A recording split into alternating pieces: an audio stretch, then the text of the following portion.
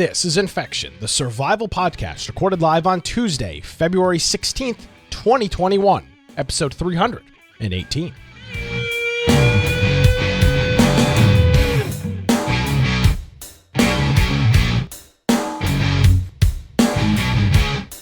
Hello, ladies and gentlemen, boys and girls. Welcome to another episode of Infection, the survival podcast. Infection is your source for the latest information on survival video games. We bring you the latest news, reviews, updates, and more each and every week. My name is Nick Craig. You can follow me on Gab at Nick. I'm at Nicholas M. Craig on Parler. You can check out my political rantings at atnshow.com. And of course, the most important thing of all, this lovely podcast, infectionpodcast.com. I know that he's giddier than a schoolgirl that his social network is back up, and that is Mr. Brian with an I, who is not posted on it, Aldridge. Hello, Brian. How are you? Hey, I don't believe in posting on social media. I just read it. But yeah, if you want to find me. Why would anybody follow you? No. Why would anybody follow you then if you don't post anything? If they want me to see their news. That's not how it works. And if I have something interesting, relevant come up, I will post on it. But it's not quite ready to do that yet. So someday I will.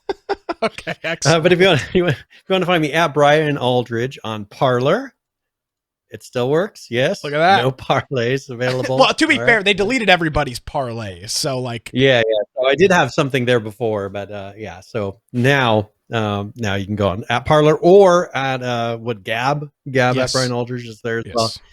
And I'm sure I'll come up with other ways. But or you can go out to my website, biteoftech.com. I have a blog there. I'll put links to various things as well. Or you can go to our website, infectionpodcast.com. If you go to the right-hand side there, you see join our server on Discord. We have Bitcoin talk or was it stock exchange tips or something? Stock talk, I believe is what it's called. Stock talk. We have that now, and we got health channel, and we got politics. We got all kinds of crazy things in there if you want to chat. Also, we got our Steam group. Oh, I didn't send that notification. Thank you for the reminder for me. As we're doing this, but I will send out a notification. If you happen to be at your computer, you'll get this little pop-up that says, hey, we are doing a live show. And that's really helpful. Also, we've got our video formats, and a lot of those are live, or you can watch after the fact. And we have that through Twitch, through YouTube, DLive, and BitChute. And then our podcast extras, which is the pre and post show that Judd does for us. And then the lower right-hand side, we have all of our audio formats. So whatever kind of desktop app, mobile app, there's a lot of different ways that you can listen to it, but those are only after the fact. We don't do live streams on those. And then show notes. So if you want to follow along, maybe listening or watching, there's a player inside of the post for audio and video. And you can go and check out the links, watch the videos, all the different things that we discuss throughout the show. You can do in those show notes. If you want to support us, you can do that through the support tab in the menu, or you can go to infectionpodcast.com/support. Or if you would like, you go to amazon.infectionpodcast.com, humble.infectionpodcast.com, or at Prime Gaming subs that you might hear through the show. So I think that is it. I'm going to make sure this post goes out right now so people bingo boom shakalaka know we're here. All right. Excellent. There we go. I want to thank our friend Joshua for the resubscription here on Twitch, 10 months for him. And then our friend It's Judd hitting us up with a 25-month resubscription as well. Judd, thank you very much. And for everybody else, we did get approved on Subscribestar this past week, so we'll be working on getting that set up and have that integrated into our system here for next week. So that is going forward. They approved us and verified our accounts and everything, so we will be soon on Subscribestar as another alternative if you'd like to support the show. I know a lot of people are trying to disconnect from Amazon and Twitch and YouTube and some of these other services. So also, if you're on DLive, you can throw us some lemons. That's whatever that does. I mean, it's a cryptocurrency. We're making lemonade, hey, right? I don't know exactly what goes on, but you can do that as well, or not, because So this past week, Brian, I had the opportunity Friday to travel up to the big city of Raleigh, North Carolina, and check out a comedy show with our friend UGX Vibe. We went on a Valentine's Day date. Started off at a burger place, had a couple beers, ate a 2,600 calorie hamburger with beer battered deep fried bacon on it, which was definitely not keto, which is something I'm trying to do. Definitely failed that on multiple forms. Drank a bunch of beer, which is also bread and not keto either. Also ate some mozzarella sticks, which is not, but had a great time. Sounds like your diet's going perfect. Well, it was Friday night. I hadn't seen our buddy Bob and do you have cheat days in keto? It's my keto, and there you go. Yeah, it's your cheat day. I mean, whenever you need to eat something, just say it's your cheat day. Yeah, I mean, it's fun. Yeah, I mean, I'm not trying to like act like I'm like, oh, I'm always on. No, I'm trying to cut down on some of that stuff, and then I ate like an entire day's worth of calories in one hamburger. So, but it was good. Had a good time. Saw a comedy show that was funny. We saw Mr. Dave Landau, who was on Last Comic Standing. He's a co-host of the Anthony Cumia show. Very funny. Had a good time, and got to get out and hang out. So that was fun. There was a group of 14 screaming girls in front of us. That was that was rather interesting. They had to be told multiple times to shut up throughout the show because they were heckling. But all in all, it was a good time, and it was nice to hang out with an original H1Z1 player, which is how all of us somehow all of us all got connected. So that was good. Brian, did you take out? Now this was your first Valentine's Day as a recently married man. Did I take her on a date? No. I'm just saying, did you do it? So I didn't say did you take her on a date. I said this is your first Valentine's Day as a recently married man. No, well, yes, but we did. I got her a card, and I got her some candies, and I got her some things, and then took the boys out to get her a card, and all that kind of stuff. We didn't go anywhere just because we've gone to dinner, but not officially for Valentine's Day. Gotcha. All right. Yeah, but it was a good Valentine's Day. Dinner for Valentine's Day is overrated. In my opinion. Well, especially right now when they make all these with 25% capacity. Like you already can't get into a restaurant on Valentine's Day, and it's like, yeah, we're gonna cut capacity in half, and then cut it in half again. Good luck. And it's hard to make out at the tables when they make you wear those stupid masks. I mean, have you seen the pictures? Have you seen the pictures of people getting married with masks on and having their first kiss with masks? Yeah, it's the stupidest thing. One thing I always do is I always laugh because. Yeah, it's incredibly stupid. One thing I've been laughing at this past week is I keep seeing joggers with masks on. They're jogging by themselves along the side of the road, and they're wearing a mask. And I think to myself, do you not have a concept of the point of the mask? The whole point of the mask is for you to not make someone else sick. You're jogging in the middle of nowhere. The virus is not floating in the atmosphere alongside the road, waiting for you to run through it. And or I see people that are married driving in the car together wearing masks. And I'm like, is this the only time that you're near each other throughout the whole day? You're sitting in a car with your spouse and you're both wearing masks. You're the only two people in the car. Speaking of that, you reminded me when Bob and I were out at dinner, there was this young couple sitting across the restaurant, and I was like, hey, look over there. So they're sitting next to each other with masks on. And then they go to eat. They take the mask down, and they kissed each other. I was like, what the hell was the point of wearing the mask? Like, you just defeated the entire purpose. I just sit there and stare at this, and I'm just like, I just don't get. Like, people have lost track of what the point. The mask is turned into a muzzle, right? But they lost track of what the point of the mask was, to slow the spread. Which. I want to say how well that worked. For the record, Mel, I did not kiss Bob, and I did not hold his hand. That did not take place at our romantic Valentine's Day comedy show. So that was fun. He saves those for PAX, Oh yeah, absolutely. Yeah, well, I mean, somebody's holding my entire body up. So yeah, it was a good time. It was nice to get out and hang out with a fellow friend I haven't seen in a while. So that was good. Good. Didn't really do much gaming this week. I think I've had a busy week. So events are starting back up, political events. So I've been busy with some of that stuff. There was a tornado here last night at like 12:30, killed 3 people, which is awful. I saw a picture that you guys have posted of a house that was just leveled. Yeah, like just gone.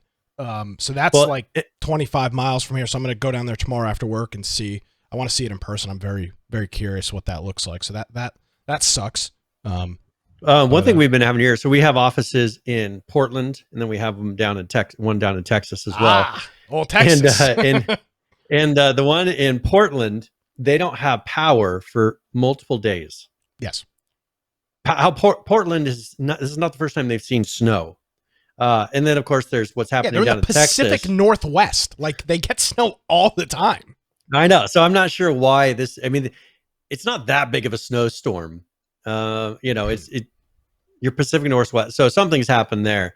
But then Texas, because they're using so many wind power that have locked up, and now they can't supply power to the state, and all the power of the state's gone out. So that's perfect. Yeah, it was like 3.5 million people, so that was interesting. Saw a lot. I got a lot of emails this week because I guess a lot of companies' tech support is in Texas because the cost of living is so cheap. So I got emails like, "Well, this is where all these people move to." And now they're realizing, oh wait, we can't implement all this wind power and solar in winter or when things freeze, or works half the year. It's all you need, right? To be fair, in the northwestern part of Texas, the little part that goes up on Texas that everybody's from, I don't know what that area is called. That is the panhandle of it. Yeah, I guess you call it a panhandle. That is a wind field. Traditionally, that is usually get wind, but when they freeze and lock up because of ice, correct, power stops moving. So either you need to come up with a way to keep those things defrosted, which is going to create just as much power as it's generating, as it uses just as much. I saw it's about 25% of Texas's grid is it comes from wind, and they obviously don't have a backup, so that sucks. But we're good here. So yeah, that's about it for the week. We got 9 inches. I didn't mention, but we got 9 inches of snow here. Oh, that's good. It has not snowed here. Yeah, so we've had snow. Excellent. Snow's good. I miss snow. Just seeing it, then it goes away and I'm fine. All right. Well, we didn't really have like a crazy news week. Did get some updates, and I got an email. I got an email today, Brian. I don't know why I got this about New World. Yes. They published a development update. Again, now, New World is part of the illustrious Amazon Game Studio that will release the game someday. I mean, at some point they will. The new CEO claims they will. The current head of the studio claims that they will. We've yet to see. Now, by the way, I will say this: New World has been in various closed betas, so it's not like I've had opportunities a couple times to play it. It's not like none of their games are. It's not like the game is. It's not like Chronicles of Illyria. Like it is a. Not yet. It is a like you paid in early. You're part of the closed beta. It is playable. It is a game. But they have they've done some delays in here. So originally the game was supposed to be ready, or these big features for endgame stuff was supposed to be ready in the spring. They have now pushed that to August 31st is when New World will release, which is it will still be in development. It's not a ship it and it's done kind of game. It will be it's an MMO. It'll be constantly updated, but it will be released on August 31st, 2020 as of right now. There is a closed beta that will begin on July 20th, 2021, and if you pre-ordered the game at any phase or at any point, you will have access to that closed beta. There's a couple new things that are in there, and there's actually a short video that I would like to show, and it goes through a couple. There's actually some things. talking in this, so that's good. Yes, which is good. So let's play this video, and we'll get Brian's reaction on some of these features and talk about the delay and a couple of other things.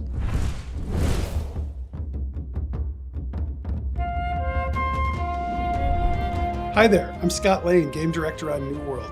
I'm here to talk to you about our progress, our plans, and our launch date. So last summer we communicated that New World would launch this spring and that the team was going to focus on adding more mid and end game content. Since then, we've identified a few very compelling features that just wouldn't make that time frame, and we believe these features are going to transform the game, so we're going to take the time to add them before we put New World in your hands. New World's going to launch August 31st, 2021. This gives us not only enough time to implement those features, but to tune and polish them along with the entire experience. Closed beta is going to be on July 20th, and I really hope some of you come take an early look at the game. I'd like to take a few minutes and share what we're going to be working on between now and launch. First, we're adding another endgame zone, Ebb and Scale Reach. This is a territory of lush wetlands and towering cliffs where an exiled empress is building a corrupted fleet that could be a threat to the entire world. Now on to those features. First one I want to talk about is expeditions. These are 5-player instance adventures into the darkest corners of Unturned, where players are going to face the most dire threats on the island and uncover more layers into the mysteries of the lore, including secrets behind the source of the corruption, the ulterior motives of the angry earth, and the deeper menace behind the soulless lost. So now I'd like to tell you just a little bit about Outpost Rush. Outpost Rush is an endgame mode that calls players to a primordial river basin filled with forgotten ancient technologies and hidden sources of the powerful and volatile Azoth. Here you're going to battle in 20 versus 20 teams over multiple strongholds, and you're going to use strategic resources not only to fortify your positions, but to boost your power for assaults. Expeditions and Outpost Rush are big features for us leading up to launch, but we've also made a lot of progress since the preview event. I'm sure some of you have played or seen Reekwater, an endgame zone we added. We've also added fishing, we've done a full revamp to crafting, we added hundreds and hundreds of weapons and gear pieces, we've really improved combat, and we've added a lot of quest variety. All of this is in direct response to your feedback from the preview. And let me tell you, there's a lot more to come. For those of you who played in the preview event, I think you're really going to enjoy the changes and additions we've made. Getting our mid and end game right is critical to the game experience, and adding new features, it takes time. At the end of the day, shipping a high quality, polished experience is our top priority, and we plan to do just that. So I think it's clear to say that the game will be coming out. 90% of what we just saw is in-game footage, right? There was some rendered stuff in there, but a majority of what we saw was in-game footage. I think this notion that this game is never going to come out is probably not true.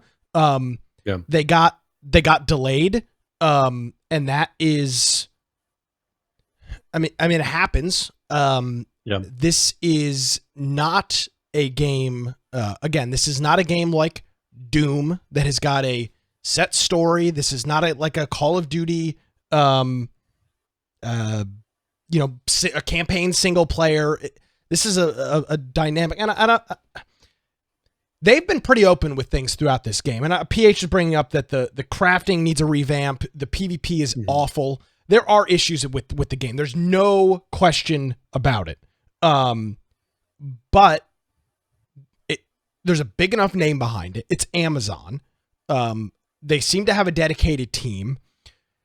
Will it actually come out August 31st? I'm not sure. I'd be willing to bet on that. I mean, it's an alpha, so even if it's not, or a beta, whatever they're called, closed beta, it's not something that's really, it's not the end. It doesn't have to be complete and polished. So, whatever they get into it.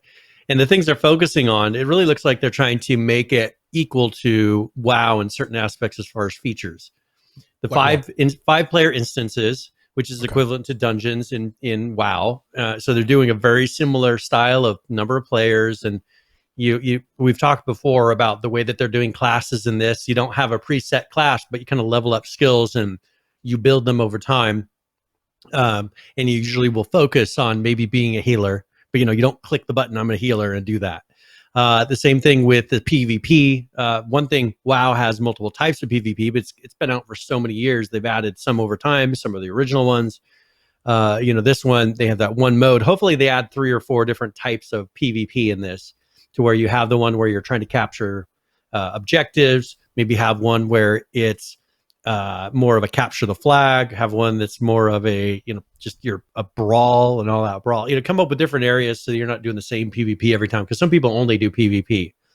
And then they're working on endgame content, which is going to be huge because you got people that are going to play this nonstop for a week, get to the max level. And then they're going to say, okay, what do I do now? And if there's not content to do, they're going to have to sit there and they'll lose a lot of players and they'll have to wait until content's created. So I'd rather have them wait, especially on an MMO, because once you level that up, then you're just sitting there waiting for content. That's not what they want. That's the beauty of WoW, is there's always something to do. Like you're not going to be able to beat the game. You may be able to get everything for a certain, maybe certain types of gear, but there's always something else to do. Melmo's, he's talking about dailies. That's one thing too. Create dailies, things. You got to create something that you're constantly grinding towards. Well, those dailies do it. The instances do it. There's examples out there in plenty of MMOs of how to do this well, and it sounds like they're kind of following those a little bit. I know they want to be unique, but if you stray too far away, you're taking such a gamble on whether or not it's going to be a thing that works. I think they want to kind of guarantee that it's going to work, and it sounds like they're doing that. This game looks kind of reminds me of Rend a little bit. I think that's what it's called. Wasn't that Rend? Rend, it seems to have some of those, and obviously that was an MMO as well. Brian, do you think that a game like that, I think I may have asked you something similar to this before, do you think it takes a studio that is new, that has got plenty of funding to kind of maybe rewrite the history on the MMOs? And because I'll tell you what, my generation, which I'm 24, we don't really play MMOs. There's not a lot of people 25, which would be like 1996 up. MMOs weren't really a thing. Obviously you have people that did. But WoW's I think an older yours thing. was That's you were kind of 30. in the break of the MMO. You were like in the dip of the MMO, because when I really started getting into it, let's talk about early 2000. Yes. Like the year 2000, when you had what became Daybreak, but Sony Online creating an MMO. That was huge. And then you had WoW, who came out after that, and a few others in between. Guild Wars, there was a Star Wars and Guild Wars, and there's a number of them mixed in. But there was, when you're looking at some of the major ones, EverQuest was huge, WoW was huge, and those two just created that peak. EverQuest started it. WoW then hit a peak in 2000, up around 2005-ish, and then everything kind of dipped for a while. And now I think, with that dip, if they can create something that's fresh and it's not just a WoW clone, I think, they might be able to pull in a whole generation that kind of saw WoW as that game. Because there was a long time where WoW just wasn't appetizing. I backed out of it for a long time, and it still doesn't pull me in quite. But it'd be nice if they could get somebody to, get somebody who's not played one of these MMOs. If they can create a unique enough experience where, like, oh, hey, this is cool, and pull some people in, because it's hard to get people into WoW because there's just so much already established there, and it's not fresh to anybody. There's too much. I like something that's new and fresh, to where you're learning, and all the manuals and everything are already out there for you to figure out how to do it. So, do you think that this can do that, or is the MMO field a kind of a blast from the past, and the textbook is written on what an MMO is and how an MMO plays, and it's more geared towards the 30 plusers at this point, not no, really I think 18 to 25 year olds, which is kind of the group that you want, right? That is known as the sweet spot for various things. Advertising. 18 to 25 is a very strong, active group of people. Well, I think that MMOs have to be, the rules of MMOs kind of have to be rewritten to work with the newer generation, because people aren't as willing to sit there and play one game 5 hours a day, 6 hours a day. That's a grind. You'll get some people that'll go do like Call of Duty for 4 or 5 hours, but you can just disconnect. Yeah, you can walk away. Where it's harder to pull in this, I think, this generation into that whole, all right, my life is dedicated to this game, which I don't know that you necessarily want. I don't think anybody wants that. I think they need to kind of rewrite how MMOs work to figure out, how do we get people to where they feel invested in that they feel like they put some time into this, but it doesn't take all of their free time. Because I think that's going to be the tough part, is how do you get people to feel like they've invested enough to where there's that risk versus reward, but not like the old WoW days where I'm spending 5, 6, 7 hours a day, every day, playing the stupid thing just to keep up with the end game. And WoW currently, I don't feel like is doing that. Now I've been so busy. I played some in the new expansion, and I just haven't had time to go back to it, just because my life's been crazy ever since I got married. But I think that if they can create something to where it doesn't feel like you're investing your whole life, but it brings you a huge amount of joy playing it, and a huge amount of reward when you get something that you've been working towards, without being that 5-6+ hour a day commitment. If they can do it, great. I just don't know. I don't know the secret formula to it yet, because it's hard without committing all that time to really make it feel like, oh, that was a huge reward I just earned. It's like you have to put in that time to make it that valuable to you. How can they make it that valuable without making you put in money? I think that's what a lot of like the mobile games that people toss money into, rather than being time consuming, which it also is time consuming a lot of times. They're having you toss money in there. That's your investment. Well, that's not what you want. They've got to figure out another way for you to feel invested.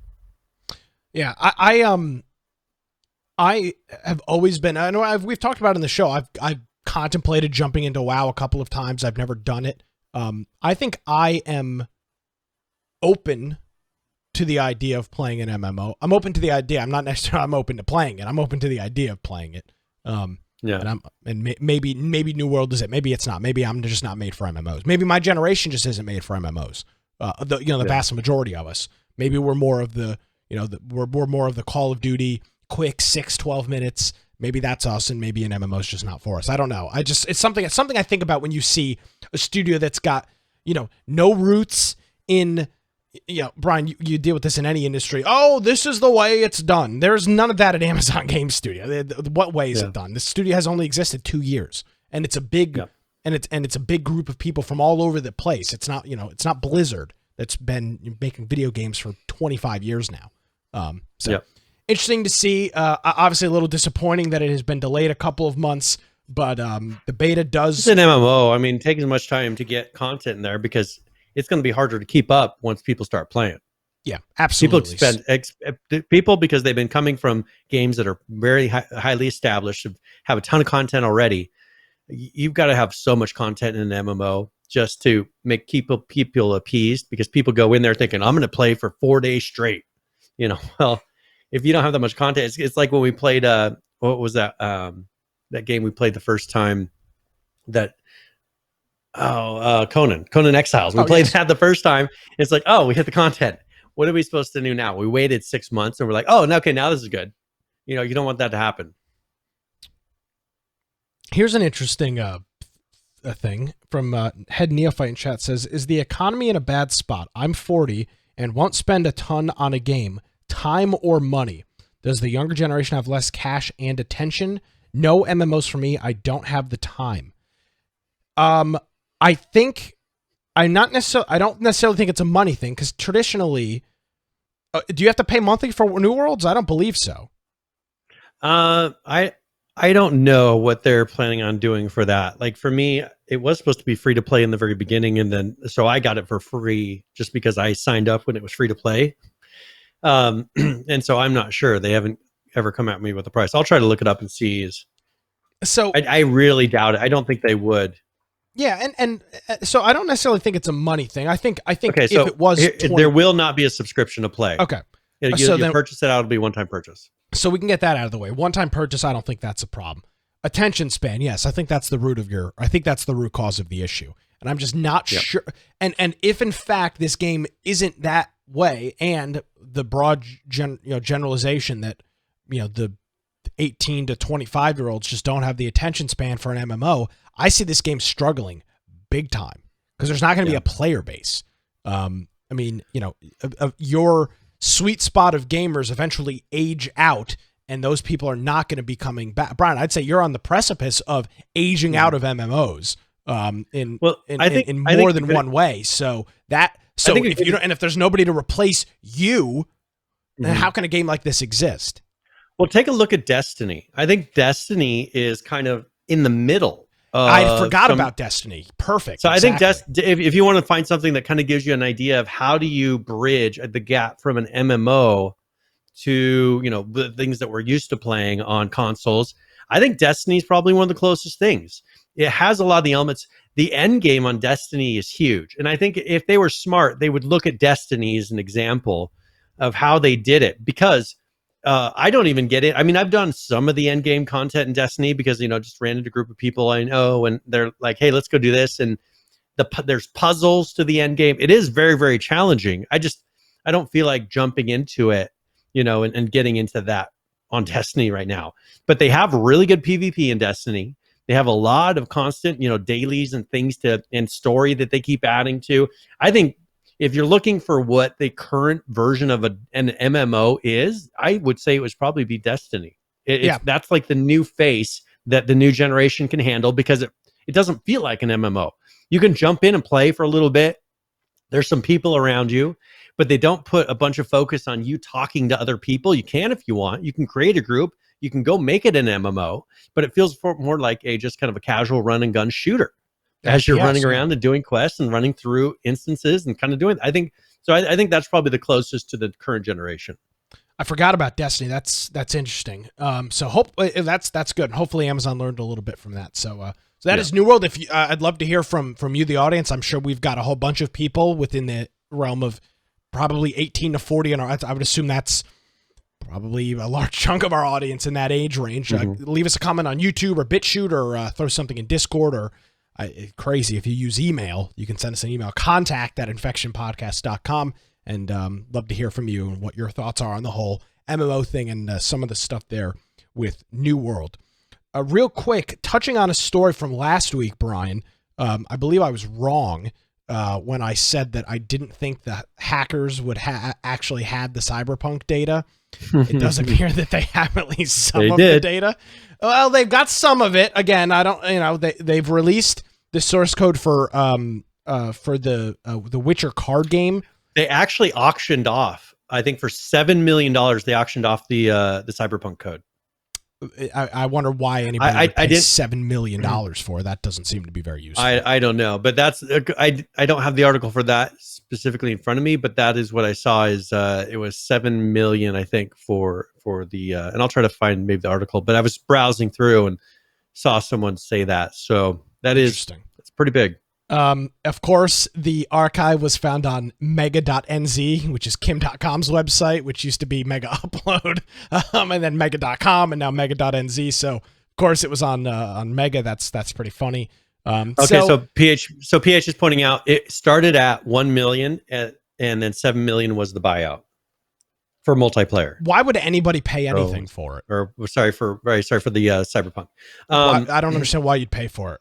It doesn't. It's you can't make any money on it. I mean, if you have a group of people making sheets that are wanting to, who knows? I mean, who knows? I don't. I mean, you'd take a lot of cheats to make up for it, and it's not really a multiplayer game. So, but again, you can already do cheats. You can edit your save files. You can do all kinds of things right now. So I don't know what they're trying to really get out of it.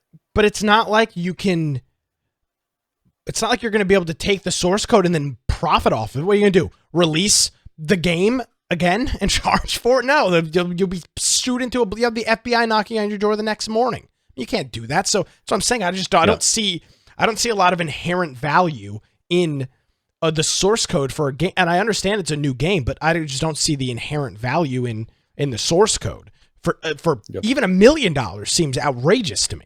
I don't see what you could do that would be worth $1 million+ in the long run. And maybe I'm so the exact price I'm not sure of. So 1 million is, as we said before, was the opening was 1 million. 7 million was the sale price, the buy it now price, to buy it outright. Yeah. Mm-hmm. But it said that it sold outside of the auction itself.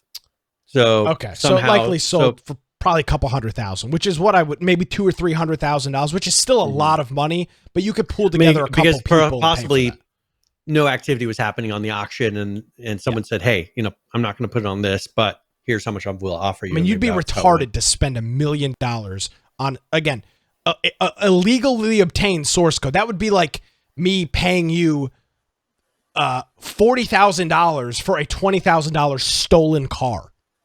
Yeah. It just doesn't make any sense. You're not going to be able to do anything with it. So I who knows? I'm not sure what the deal is. So yes, I was wrong. I know, shocker to all of our fans and listeners. But the source code is out for a couple of the different projects, Witcher and the Witcher card game, and now possibly parts of Cyberpunk may make its way onto the internet as well. So just following up on that quick story, if we come across anything else, we will be sure to let you know. All right. Very good. What you got? All right. Well, hey, so let's talk really quickly about Unreal Engine, and my predictions come true. Yes. So remember when I mentioned that I felt like they were going to start doing stuff with characters? Yes. And they I think, I don't know how much we mentioned last week, but they have some official videos and things that they're showing for a character creator for Unreal Engine. And so I think this is going to be pretty big. They've got some videos. So I don't know if we want to first. It's called Digital Humans MetaHuman is MetaHuman creator.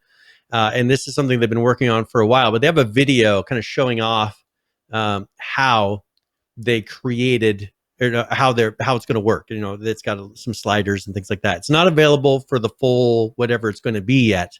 They do have a sample project. You can go and download and view it. But here is just a video kind of showing it off, and they show a little bit of how it works quickly with the editor. We may go back and look at it really quickly after the video. Be one of many.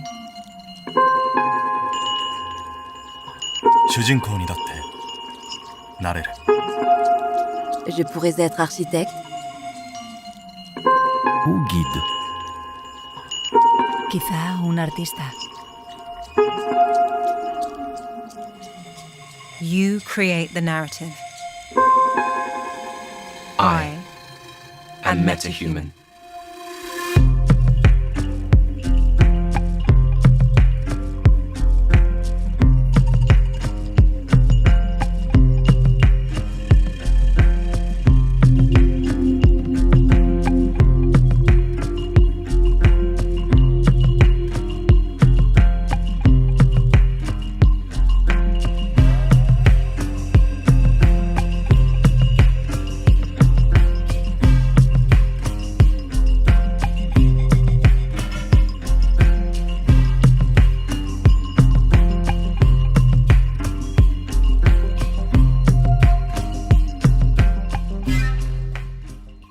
So, pretty interesting stuff from that.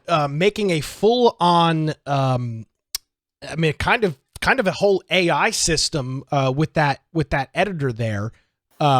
This can't be free inside of Unreal Engine, right?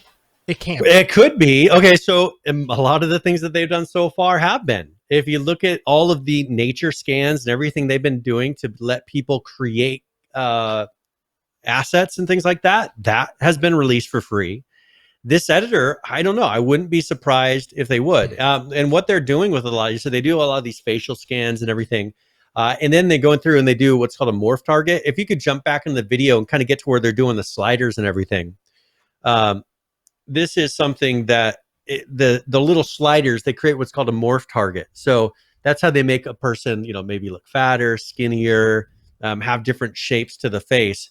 They go through and slide it, and it will morph, and that's how they create the different facial structures. So it's stuff that already exists in a lot of these editors and things that you see. I think it's smart for them to do it in the engine because it's much more efficient. And then also these are created on the actual Unreal Engine skeleton. That a lot of these ones that you can purchase or work with outside of Unreal Engine are not correctly built to. But I think this is a good way to quickly create characters, which right now is very difficult to do, very expensive, usually doesn't work how you intend it to. Judd is pointing out, and I did read this, it's going to be done on the clouds. It's going to be like a cloud application. So a lot of this rendering, because a lot of this rendering takes a lot of time, very difficult to do quickly. Yeah. And so it'll be a cloud application. Which means they'll charge That's probably why it will be a charged application.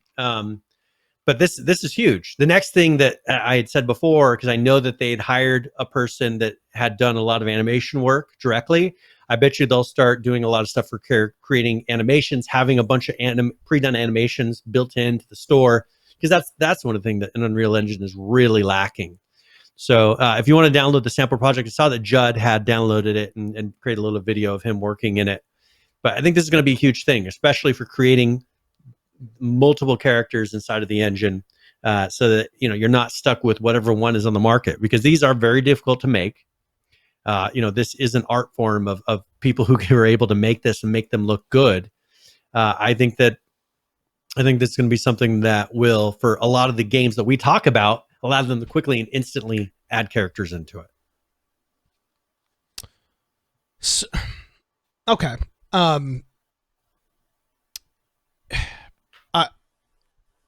What impact is this going to have though on? So obviously, like big studios, right? They do this stuff all the time.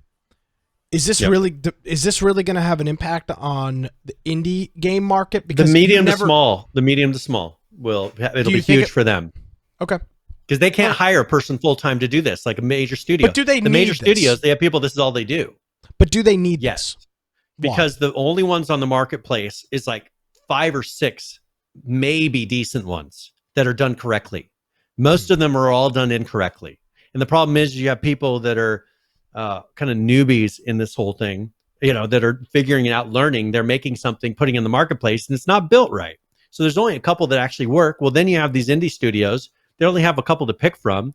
Then they're in a struggle. Well, I don't want it to look like this indie project's one. I don't want.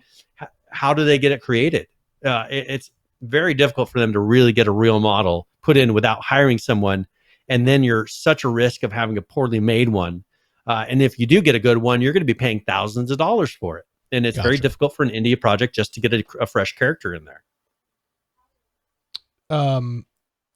Hambo Uno says, speaking as an indie dev, working on an almost 100% photo, I don't know that word grammetry. So it's just a very very realistic based product. Like it looks realistic. The grass and the trees and all that. Based world, Brian is spot on it. It's just really, really hard for us to do stuff like character animation due to cost. So this is extreme. Okay. So yeah, I don't know. I'm not in that space at all. And I see that and I just think of some of the games that we're talking about and I'm like, I don't think that would matter at all in some of these games. Because most of the games that we talk about are garbage. And they got terrible systems and everything. So remember with that one game that we were talking about last week, where they had that one character made in it was the Daz 3D program. Your favorite software, not Dead Side. It was what's the other? Jaws Extinction. You're talking about, I think it was JOE. Extinction. Yeah, JOE is Daz. Yeah. So that one, remember, I saw the model they're using. I'm saying, oh, that's really, that's not usually a good thing when you have somebody using that, because most of the ones that you buy are like sex positions and it fully correct human versions of things. It's like that is a whole side thing, but that's one of the only places that you can get a character. So that's why they did it, because they're so limited in good ways to get characters. You're down to the Daz 3D. Some of the other ones quit working. The one that Adobe, they purchased a company that used to let you create characters, and then they pretty much shut it down. They took out Unreal support. Nice. They actually removed. Yeah. Yeah. It was like, well, why did it still worked? Why did you remove? Oh, we just didn't want to support it. Okay, that makes no sense. One of your biggest, products. So this is a big deal. Like this for me is a really big deal, because this is one of the most lacking areas in for game developers. That is one of the things that they run into. It's like, well, what do we do? How do we fix this? And there's not a good way up until hopefully this for them to really go in and create your own version of a character, because there's enough sliders. You can combine multiple characters. So let's say you take this character and this character, you can morph them together and create a 3-way combination that will then create a whole new character based on some of the features of that. So you can create something that other people don't have, which is the hard thing to do. Gotcha. Well, that's cool. Nice to see Unreal. A lot of hate for them sometimes, but it's nice to see them continuing. They're doing stuff for the middle to indie game devs. That's really where their focus has been lately, and I think that's a good place to be. It is, absolutely. It will, at the end of the day, it will make us have the end users have a whole better experience. So that's good. Let's stick with Epic for a minute here, Brian. A couple things from them. The first one here hit me randomly. One of the best franchises of all time, Kingdom Hearts, of course, the PlayStation series that involves all of the Disney characters, just legendary PlayStation 2 games in Kingdom Hearts. Not currently available on PC. Now you can get them on the PlayStation 4 store and the PS3 store, and I'm sure on the PlayStation 5 store, but not available on PC until now. Well, until next month, actually. March 30th, 2021, the Kingdom Hearts trilogy is, or the trilogy, their 4 games are going to be available on the Epic Game Store. Now, they're not going to be like the free Epic Game Store games, but they will be available on the Epic Game Store, which is very cool. This is a series and a franchise that was incredibly popular. Just like, I mean, back in the early 2000s with the PS2, Kingdom Hearts may have been one of the most popular franchises of games, if not within the top 2 or 3. And obviously you don't hear a lot about Kingdom Hearts. So, that's coming out. So what's going to be in this is Kingdom Hearts 3 plus the Remind DLC, Kingdom Hearts HD 2 with the final chapter prologue, Kingdom Hearts Melody of Memory, and then Kingdom Hearts HD 1.5 with the 2.5 remix. $60, $60, $60, and $50. So these are not cheap titles that you're going to be getting. You're getting you're getting full-fledged games with this. So cool to see. That'll be out here at the end of next month. So something to keep an eye out for. And yet again, like or hate Epic Games, this is obviously something that they had to reach out to. I don't know who owns the IP on Kingdom Hearts. Is it Sony? I don't know who exactly, or I guess it's Disney. And I'll just say this. Which they've had a lot of partnerships with Fortnite and things like that. So maybe that kind of opened the door to them having something here's the thing. happen. My guess would be Epic started the conversation with either Disney or, as Jones was saying, Square Enix, whoever owns the IP, and said, hey, let's do something. Steam would have never done that. They would have had to go to Steam and say, hey, let's do this. Hey, and I think that is, and again, that's just a difference in philosophy. Epic is hungry to try to take over market share. This is how you do it. Like or hate exclusives, like or hate Epic versus Steam. I think I can accurately say the only reason these Kingdom Hearts games will be on PC is because of Epic's willingness to go out and get it. So, like or hate Epic, it's cool to see a trilogy and a series like Kingdom Hearts making its way to the PC here. And that's not all we had on the Epic side. Also had another story here that they are lobbying for a bill in North Dakota that would force Apple and Google to allow alternative payment systems. Now, this one is kind of fits into the bigger and I don't know what Tim Sweeney or Epic's political leanings are, Brian, but this might end up leading into more of the right-wing decentralization of things if these systems are required to allow alternative payment sources besides themselves.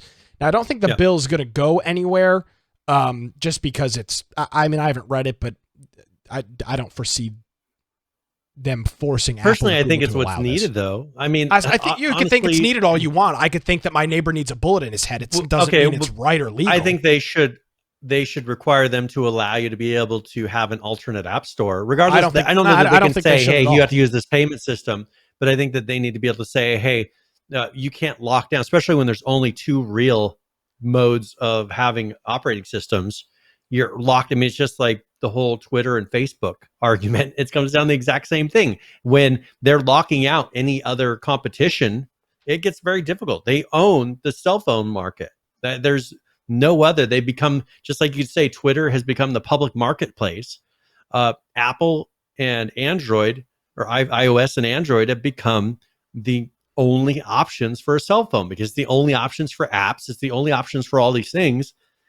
Android, I think, is a little bit less so because they don't truly lock down. You can install APKs and all that and have an alternate store a little bit easier. But I think that it's going to be Apple is the one that's going to have a harder time defending themselves in this because they lock down their phones. Yeah, I don't foresee this going anywhere. And I think it's a very, even though I think it's the right thing to allow it, I think it's a very slippery. Actually, I don't think it's the right thing. Me as the consumer wants it. I don't think it's the morally right thing, and I think it's a very dangerous, slippery slope. And honestly, I don't foresee any. I'm not a lawyer, but I don't foresee any legal bearing here. I mean, you could make this argument about a million things. I mean, you can make an argument that stores that don't accept American Express. I mean, it's just I don't think it's a great argument.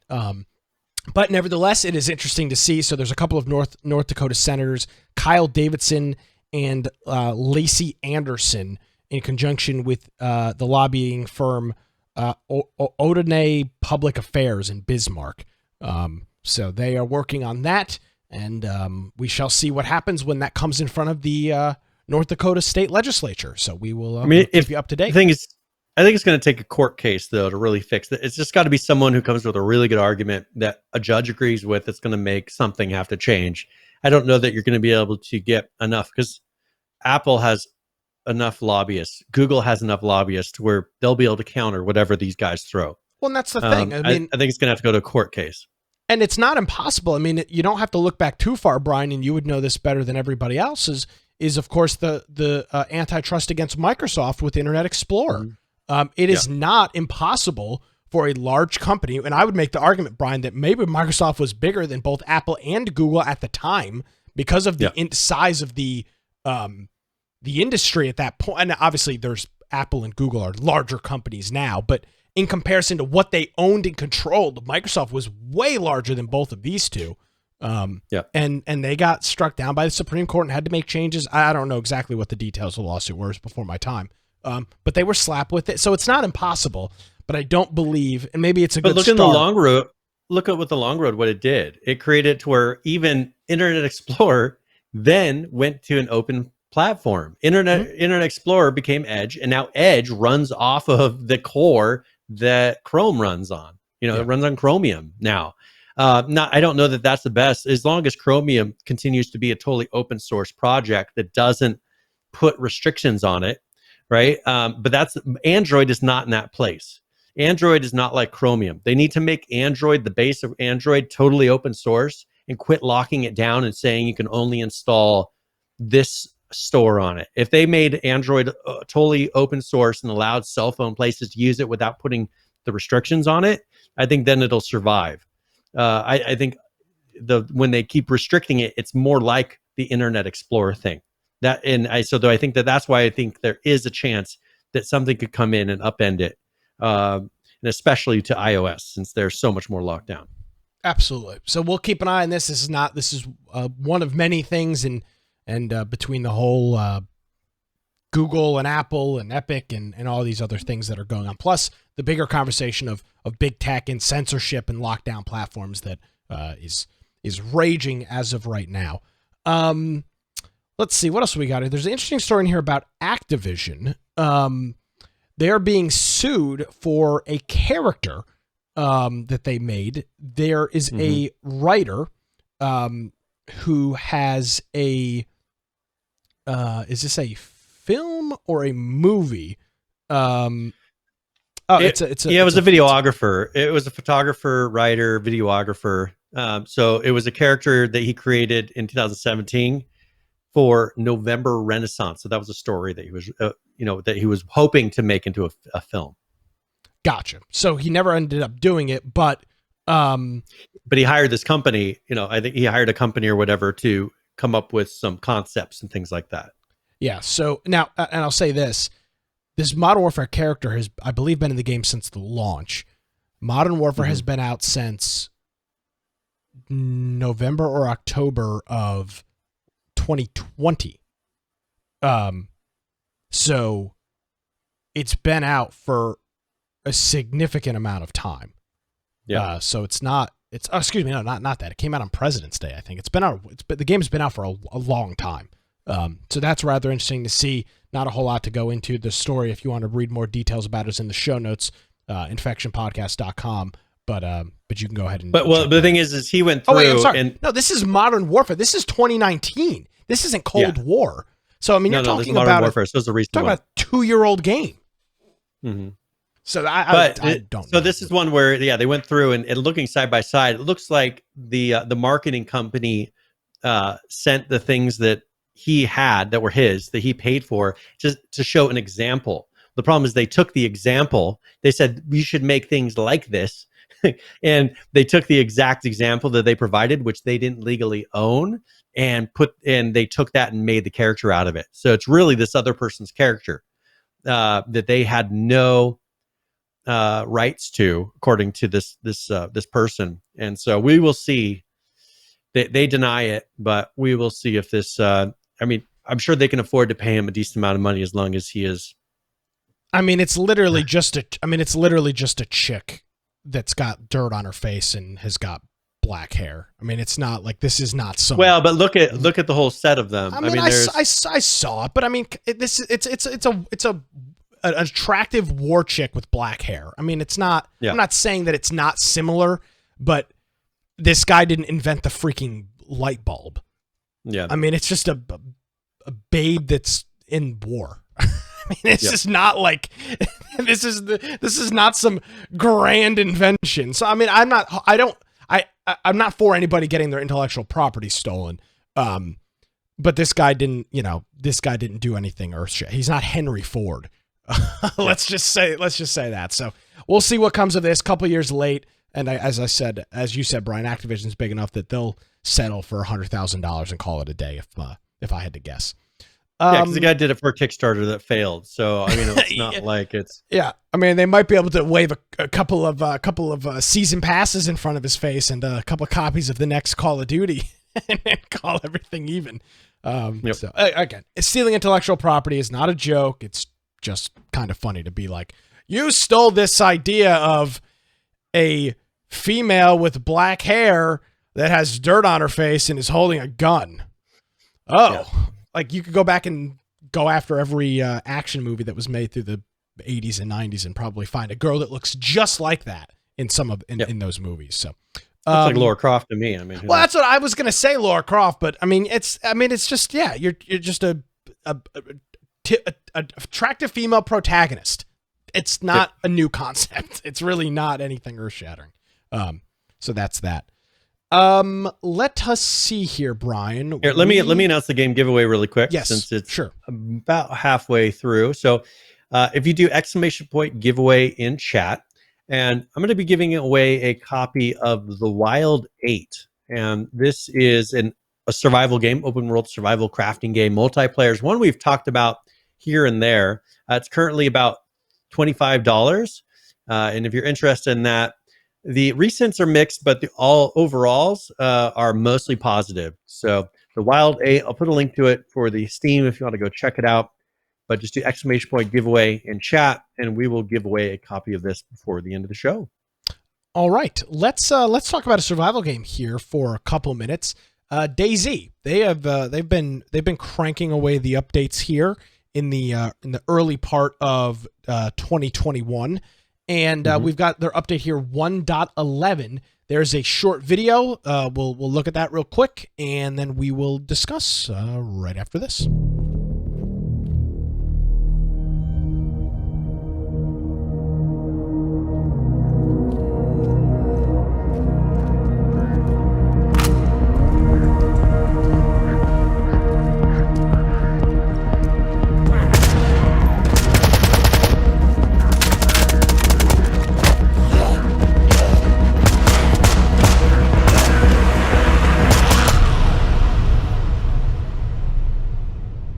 All right, so you can see a couple of cool things there. Bonus content, a new rifle, including a 20 mag round, and some community flags, which are pretty cool. So these are developer-made groups, and they're being awarded to player groups on different platforms with a base building contest. So that's pretty cool. One of the other things that they noted on the devlog that's not in the video is that one of the big things that they worked on is how the infected collide with players during melee fights. That's always been an issue with survival games.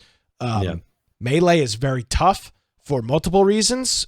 Server desync, lag, latency is a huge part of it, but also just in general, melee is just kind of weird. I mean, I've never hit anybody actually with an axe or a metal pipe or a baseball bat, but it's just kind of, when you're dealing with very close combat, things like that, it's not.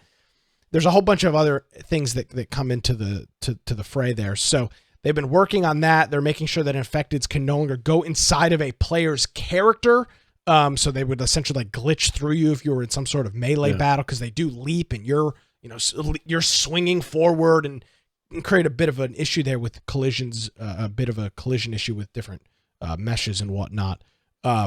So they worked on that. There was also an issue that the last update had broken something for some people. Getting out of cars wasn't working as well. You'd be randomly teleported onto the car's roof. So now when you get out of the car, you are actually now stepping out onto the road, which is good. And then a couple of other things. The one other big thing that they noted here is that there's been a massive improvement on the engine script, which allows the game servers to load more mods than ever before. Now, if you know anything about DayZ, it is a very heavily modded game.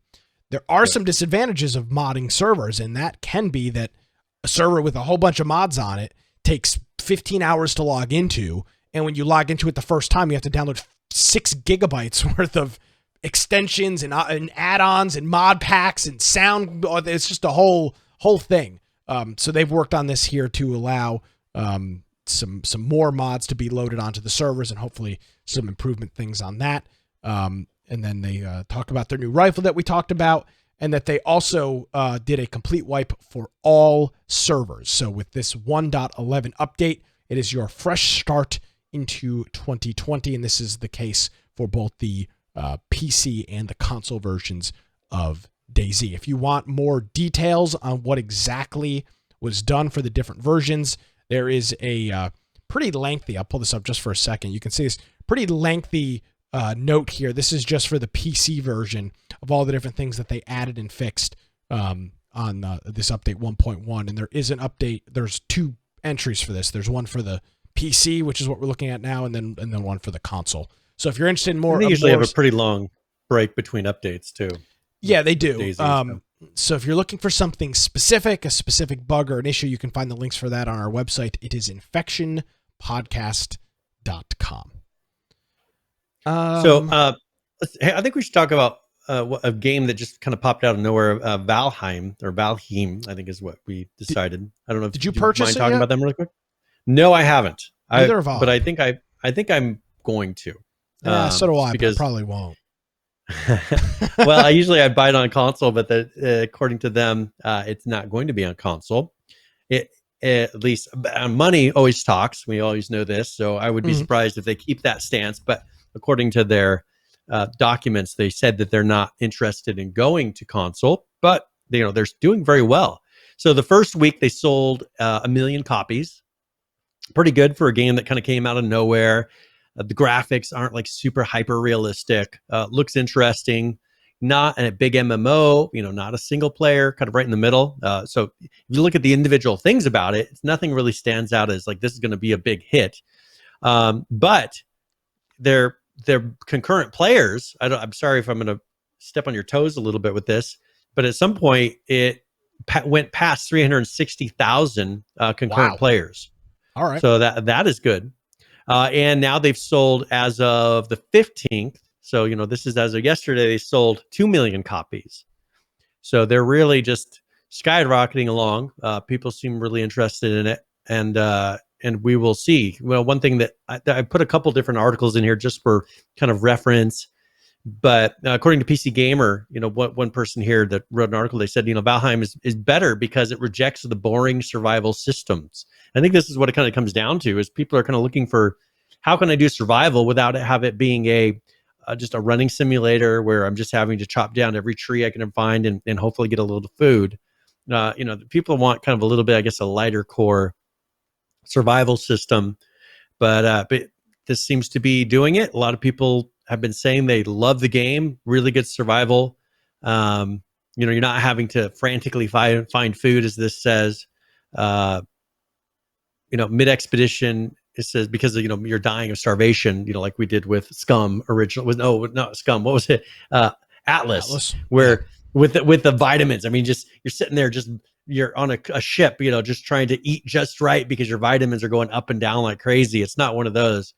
And it seems like they're more focused on the game itself. So I'm really tempted to buy it. I keep hearing so many good things about it. Even, we could throw up a quick little dedicated server just to get some people running around and see, what is it, 10, get 10 people in there or something, see if it lives up to it. But this seems to be one that's really taking off. A lot of people, hopefully it doesn't have that drop off that some do, and it has a long longevity, and they keep putting out updates and content for it. and maybe putting out fully dedicated servers. I'm just glancing through this article here. It's over at PC Gamer, which tends to be one of the better sites when it comes to actually writing articles. And they do mention that starvation is not a big deal. Neither is constantly having to repair your base. So, and I will agree. Actually, I spoke about this with our friend UGX Vibe on Friday. We were talking about Rust, and he said, man, like I really love Rust, but there's nothing worse than putting all this time into maintaining your base and all this other stuff, and then you log in and it's just all gone. And he's like, it just totally kills you. It just takes totally takes the wind out of your sails. So I can definitely see that being a redeeming feature. I don't think that's necessary for survival. Again, I haven't had a chance to play it. I've heard a lot of good things. It's just something I just haven't gotten around to playing yet. So let me verify something here real quick. But it is available on Steam. I want to say it's $39. And it is in early access. Yeah, it's only $19.99. But it is in early access, so that will likely double, and it'll shoot up to $40 would be my guess on launch. So yeah, I mean we talked about it last week. If you're playing this, I'd love to hear from you. Leave us a comment. Overwhelmingly positive on the reviews on Steam. It's still so. Oh, it's got almost 50,000 reviews. Yeah, and it hasn't been out that long. It's been out like less than 2 weeks. Yeah, actually just 2 weeks. February 2nd. It's been out 14 days. So that's pretty cool to see. Bingo, boom, shakalaka. Hey, thank you, Bobby J. Appreciate the resubscription. There was a comment in here about this game. Let's see if I can find it. Chat is very active tonight, which is fantastic. Hovercat says it's awesome. I'm enjoying it a lot. That's kind of what I've heard, Brian, from a lot of it's just that's what I keep hearing. That's why I'm I just gotta do it. And it's I don't know. It's one of the things where it's like I don't know. It's you hear like, oh, it's awesome, and I'm like, yeah. You know what else is awesome? Sleeping. You know what else is awesome? Sometimes just watching television.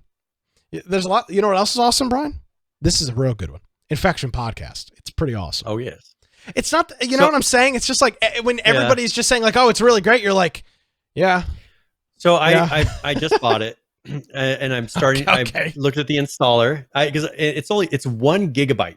The total size is 1 gigabyte. It's crazy that the game this popular is 1 gigabyte. Interesting. I'm interested. I mean, it looks like it just looks at it's the world is generated. So that's one thing I kind of like because I like to see what kind of weird, cool things that you find, that other people don't have. So it'll be interesting to see. It says it's already done. Man, that was quick. It downloaded 558 megabytes and the install is done. So installed, it's 1 gigabyte after it extracts. Well, I'm not going to install it. I won't buy it and install it because it'll cause the stream to buffer. So I won't, and I'm not going to play it, so I won't buy it anyway. But yeah, it looks like a fun game. I'm just, Brian, maybe I'm turning, and this is no offense to our vast female audience that I know we have. I guess I'm kind of just being like a chick on this. I need a little bit more than just it's awesome. I need some coaxing. And I haven't heard it. I hear everything's great, but I just don't ever hear anything besides, oh, it's really good. It's really awesome. Well, what I might do is throw up like a dedicated server so that people can try connecting to it, just see what people can build, see what there is to it. Because I think if people start sharing screenshots of, dude, look at this base we just built, or look at this thing we just got, I think that might coax people in a little bit, because I just don't know. Other than the screenshots that I've seen, the little videos and things, I don't know what to expect in it. Which I like going into it, but for us to all to play together, it needs to have certain things to it, and I just don't know if it does. Well, I expect a full recap on the game next week, Brian. I expect you to do nothing more than play this. And just sit there and play. Week. Yeah, absolutely. It's research for the show. It's very important. So again, available on Steam, $20. If you're playing it in Discord, hop in there. And I'm sure I know there are other people playing it. Saul says it's very polished, no glaring game bugs. You have boss kill goals, a solid base building system, a variety of enemies with clear gear progression. All right. Yeah. That gets me a little bit how closer. long can you play it? That's the issue. Is it a game that goes on forever? Is it a game where you hit an objective and like, okay, it's done. I can go through and play through it again. That's what I don't know going into it. Is it one where you have a clear objective, you hit that objective, and then you can restart the world over? Or is it one of these never-ending games? It didn't sound like it was a never-ending game because it sounded like things kind of unlocked as you went. But it will be interesting to see how far that progression goes, and will it keep people longer than 2 weeks?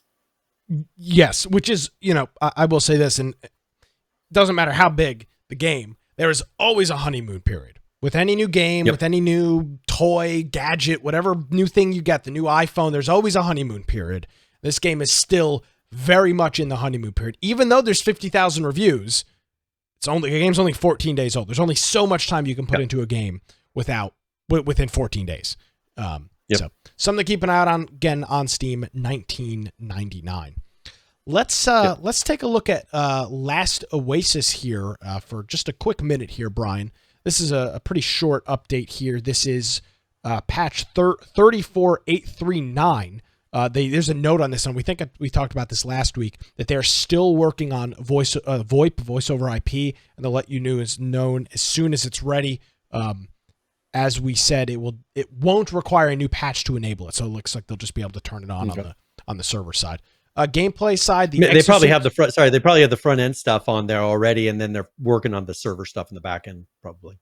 Yeah, and I feel like the game, I feel like it had VoIP, and then I think they turned it off probably because of lag or some issues. Yeah, I bet you that all the front end stuff is there. They probably found that they couldn't handle it in the back end, or something was causing the weird issues. So I think that they just had to fix that and then enable it again.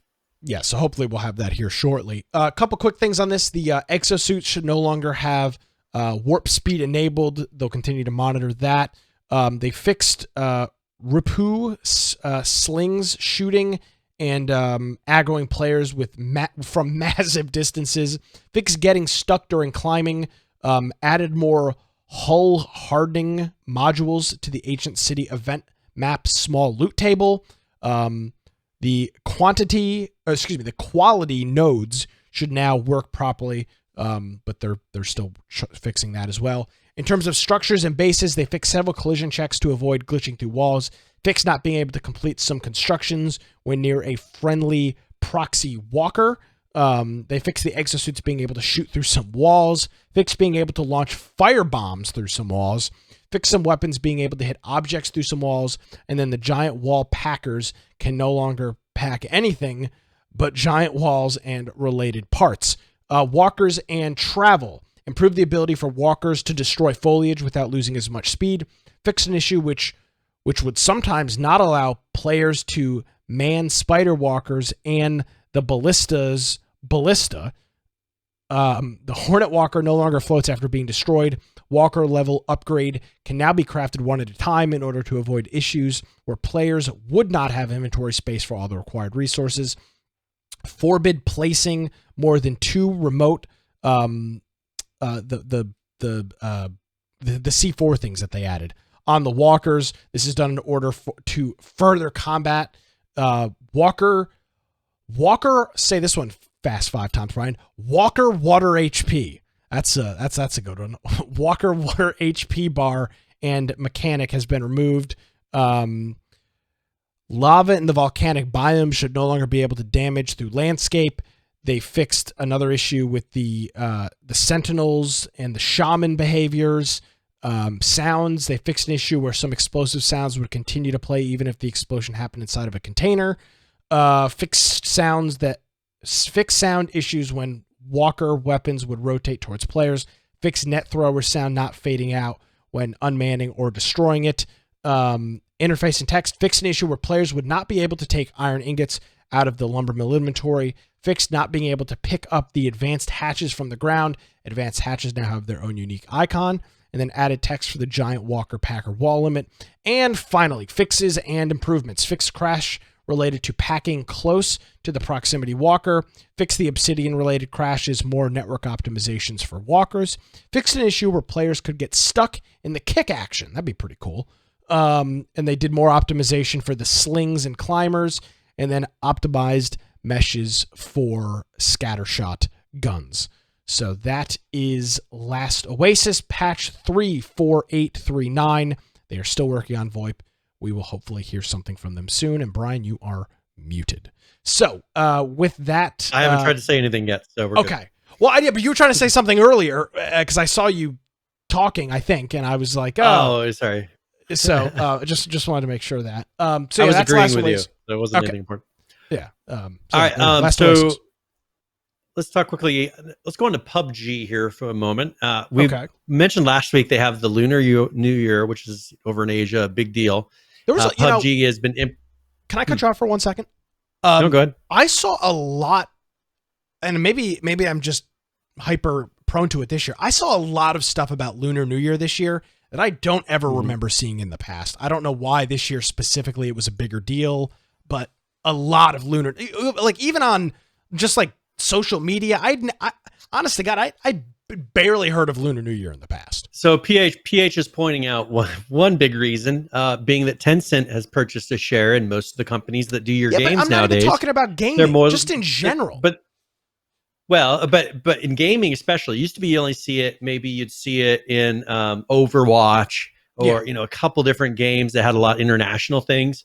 Now you're seeing it everywhere because the game studios, most of them have a majority purchased by places like Tencent, to where they require them to put, because a big part of their user base at that point becomes China and things like that, where this is a big deal. So yeah, I remember seeing it here and there. You'd see it in Overwatch, you'd see something on maybe Steam about it, and that was pretty much it. Now it's like everywhere.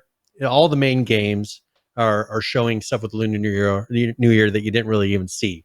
So we will see. So PUBG, they have first of all some of their different skins and things that are coming with this that you can see. They're having an event that you can do. So pretty much the event is going through the 10th through the 23rd of this month. So we're in the middle of it right now. You have a little bit more time to be able to go do it. You connect in and you earn these points. So these lucky points, first of all, you complete the daily tasks. So you can get some of those. I think you get one for logging in. And then you can redeem them for various skins in those crates or chests that they have. So first of all, logging in gets you one. Logging in during the new year. Playing a duo or squad match for more than 5 minutes, and playing any 3 normal or ranked match for 5 minutes or more. And then there's a one-time lucky bonus that you can get as well. So, and then they have a list of all the different things that you can purchase. The throwback crates, 1 point. There's a sword you can get for 6 points. Another throwback crate you can get for 7 points. So as you earn these points, you're unlocking more and more of these. So that's something that's going on currently. Also, they have some skins that they added for Little Red Riding Hood. It's called Once Upon a Time. So they have a red hood that you can get. They're running out of ideas. Maybe I don't know. They're running out of ideas is what it seems like, because you have a red hood you can get, and of course then you can be chased by the man in the scary wolf outfit. So you can become a wolf and run around. This is what they're doing. This looks so like here ROE. we are. This is same wolf is literally. Didn't they just introduce that in ROE last week? Something like it, yeah. So this is where we are. I could not. I don't believe, and I hold my reputation on this statement that's about to come out of my mouth. Mm-hmm. I hold, because I'm never wrong. I don't believe I've ever seen a Red Riding Hood cameo in a video game. Yeah, this is a first. I'm not sure why. Like, who came up with, hey, let's do a Red Riding Hood outfit. This would be so cool. Where's the 3 Little Piggies one? Hey, maybe that'll be next. Like, H1Z1 did that. I mean, they had the pig mask. They really went all out on the pigs. Yeah, but I want the 3 pigs. I want the porridge.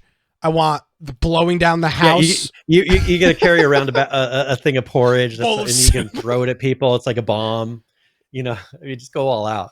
These are free ideas. Fortnite needs to do it. What Fortnite needs to do is they need to have you can have a straw wall, and you can have a wood wall, and a stone wall, and then some thing that blows it down. There you go. Fortnite will have to do it. It's interesting to say the least. The wolf kind of looks stupid. But in this case, this actually doesn't look. That kind of looks all right. Like that. I mean, it's not horrible, but it's just kind of an odd combo. Yeah. Now, Josh with Zira says Red Riding Hood skin coming to Zira. So you watch out for that next. I mean, I'm not going to tell you how to conduct your business, but I just don't. I just don't foresee there being a large market share of people that are really jonesing. I mean, like literally, what in the hell is this image? Why is this? It's called role play, Nick. There's no role play in PUBG. There's no single player. You never know what people are doing. I refuse. I'm going to find you. I'm going to come get you. Where's get crazy? You blink 3 times if you're not safe. Somebody get me out of this podcast. Huh. Yeah, PH says don't cater to the furries. So I guess they've. But it's not even that. Like I don't know. I mean, it doesn't matter. But it's just like, was somebody just baked out of their mind and was like, "Hey, I remember this one time when I stayed over with my grandparents. They told me this story about this girl in a red hood and this man in a wolf outfit. You won't believe what happened." Could you imagine pitching this to your manager? Yeah. There's a whole bunch of other questions that I have about. All joking aside, this is something I would expect from ROE. Because this is similar to what that they do. And they've been doing it the whole time. It's very... Well, Brian, do you remember in 2017 when we asked Brandon if PUBG would have anything like this, and he told us no? And he said, absolutely not. I remember I was horrified at the fact that they put in a parachute that was purple. I was like, oh, this is crossing the line. What about this? And now look where we're at. I mean, their fantasies are coming to life here. I mean, there you go. Brian shook. Yeah. It's just I gave up on it a while ago. So hey, let's since we're on the theme of the lunar. Go ahead. What about like a magic school bus? That would be a cool one. You probably don't know what the magic school bus is. Clifford the Big Red Dog.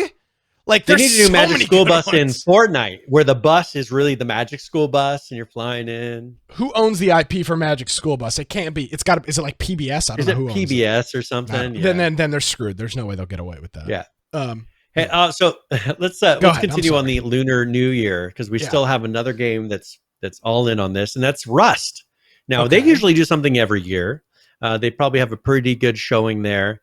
Now they're going with something that looks much cooler with the outfits. So first of all, they've got some fireworks, they've had versions of this for 4th of July and everything. So that's not really as much of a big deal. You know, they're adding it in for this event. And then they have this ox mask that they've done that is definitely interesting. I mean, it's very cool looking. Very cool looking. I'm sure it has something to do with all of the festivities, you know, because last year it was the rat. It was the year of the rat or whatever. This year it's the year of the ox. So this is the new one. So every year they'll do one that goes with the current. And then they show at the bottom, there's all the different items. So they've got the ox mask, large fireworks, small fireworks, the New Year gong, not the bong there, Nick, the dragon door knocker, and the Chinese lantern. No. Why would you even make a statement like that? Because you said they had to be baked out of their minds in order to get the Little Red Riding Hood. It was a throwback to the previous article. And Brian, you know this better than anybody else. I do not partake in that kind of ever. Yeah, you would never. No, I don't. So, and as God is my witness, in a state where it was legal, I did not take part in the activity at all. For the record. Congratulations. Yeah. All right, so there is a video. So this is, you're probably going to show some of these things, but there is a Shadowfax video that we can play here that actually talks some more about some other things happening than the Lunar New Year. Yes. Okay, here we go. A Rust timeline. 2013, no pie. 2014, no pie. 2015, no pie. 2016, no pie. 2017, no pie. 2018, no pie. 2019, no pie. 2020, Definitely no pie. 2021. Pie. This horse is starving. You wouldn't know it to look at him. He is eating, but he's malnourished. Why?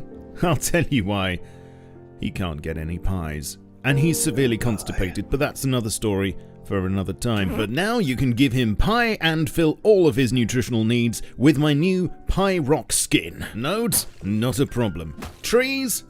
Bonk. You can even force feed it to your friends. Okay, so we did it, lads. You can't spell crust without rust. And finally, pie is in the game. Well, as part of the next round of Twitch drops, this is my skin.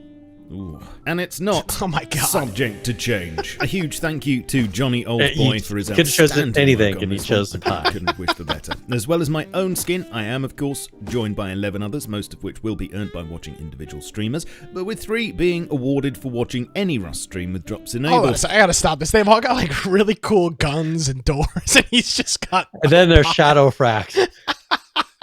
What a jackass! No, but what about but the guy's name's Box, and he has a box that says That's Box. funny. I mean, Yeah. yeah. I mean, a throwback, but then there's Shadow Frax. It's not a gun; it's your rock, the thing that you use for the first 5 minutes of the game. There you go. Pretty fun. This is round 5 of Twitch drops in Rust, would you believe, so you should know how they work by now. But if you don't, then I'll leave a link in the description that'll explain the whole process. You can earn these between the 11th and 18th of Feb, and personally I'm going to be streaming tonight, that's Friday UK time, Saturday evening, and a few other times over the next week, so follow me on Twitch and Twitter and my Discord too, which will be the best places to know when I'm going to be live. All the links will be in the description and in the pinned comment. Now we just need tier 2 cooking and lots of pie recipes. Enough about pie for the moment. What else has happened this week? Well, there were a couple of optional updates from the team, which were just to fix a few generic bugs and exploits. Best if you do keep your clients and servers up to date though. Of course, it's that time of year again, so you'll notice a few seasonal items in the shop, as well as firecrackers being a default blueprint for the next little while. They're quite cheap, and they go bang. I mentioned the spawnable drone, for admins anyway, last week. Watch that vid for more details. I did neglect to mention though that if you have tool cupboard auth, then you can rename them with your hammer out. So it seems the functionality of these has been fleshed out somewhat, and I wouldn't be surprised if we're able to use them properly at some point. There were a few fixes over the last week that you can look forward to. The heavy helmet overlay should no longer cover the chat.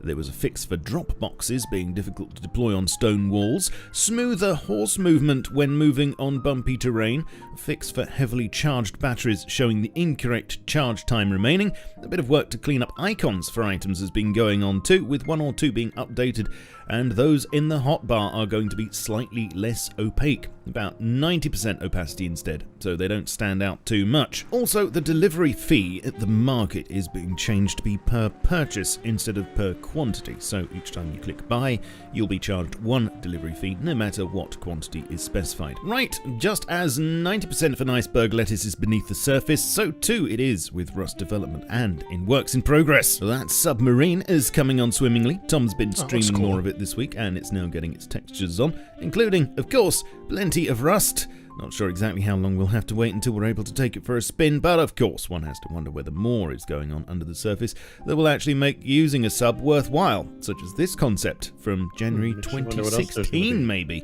Leave me your thoughts in the comments. There's more progress on the work cart and associated tunnel system. Interestingly, I think for map makers especially, a new darkness environment type is being added for train tunnels, and this will apparently disable directional light and make the skybox completely black. Also, a single environment volume can now have multiple environment types. Sexy. There's more work on a static elevator variant for monuments, more work on AI, lots and lots of hidden commits, and finally this commit showing some fresh progress on the new animal models, namely animal fur, and that's the first we've heard in 8 months.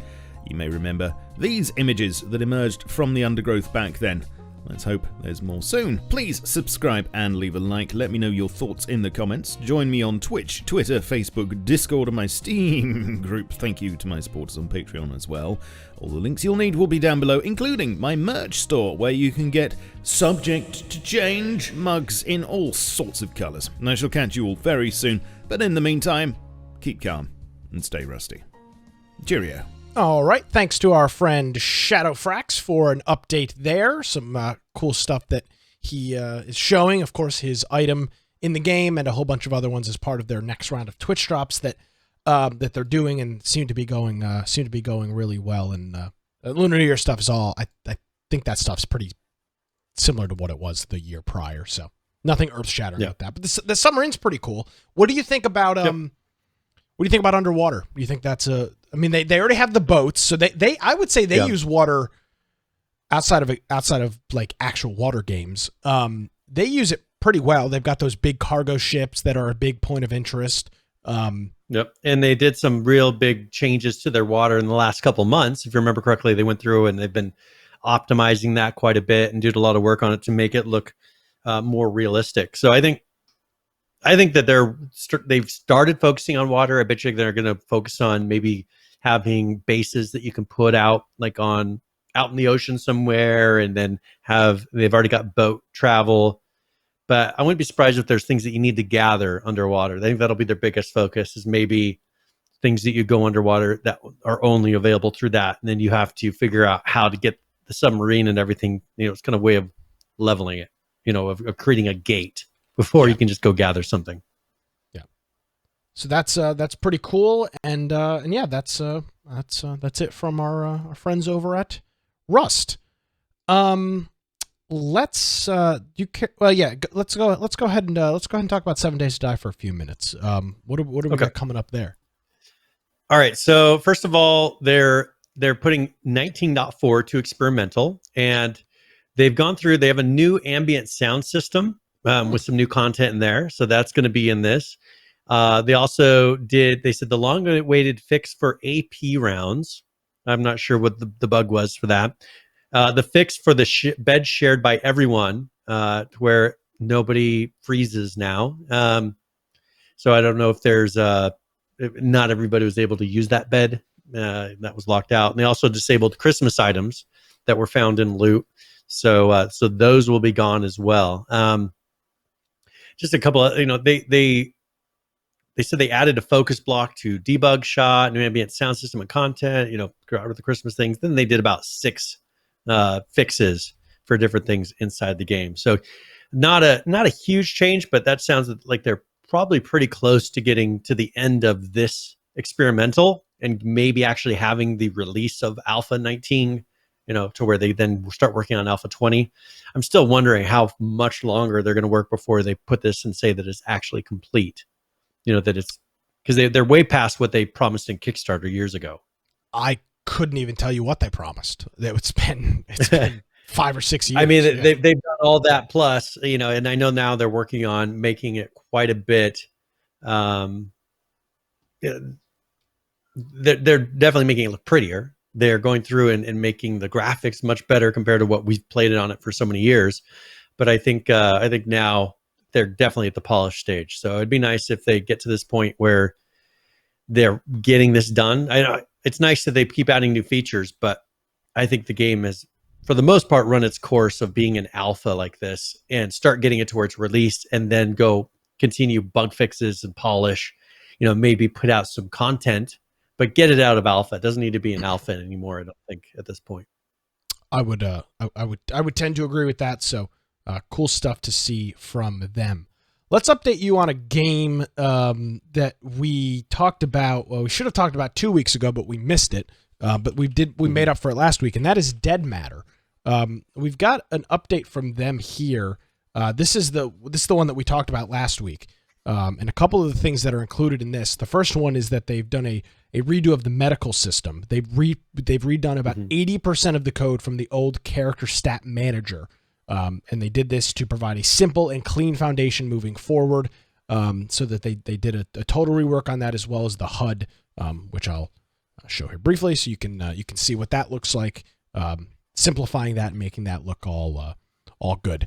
One of the things that we talked about last week is the combat stamina system, which is something that I don't believe we've ever seen in a game before. Yeah. And there's a short video here showing off this combat stamina system. So let's look at this real quick and see if we can discern exactly what's going on here. So here's the spawning of the zombies.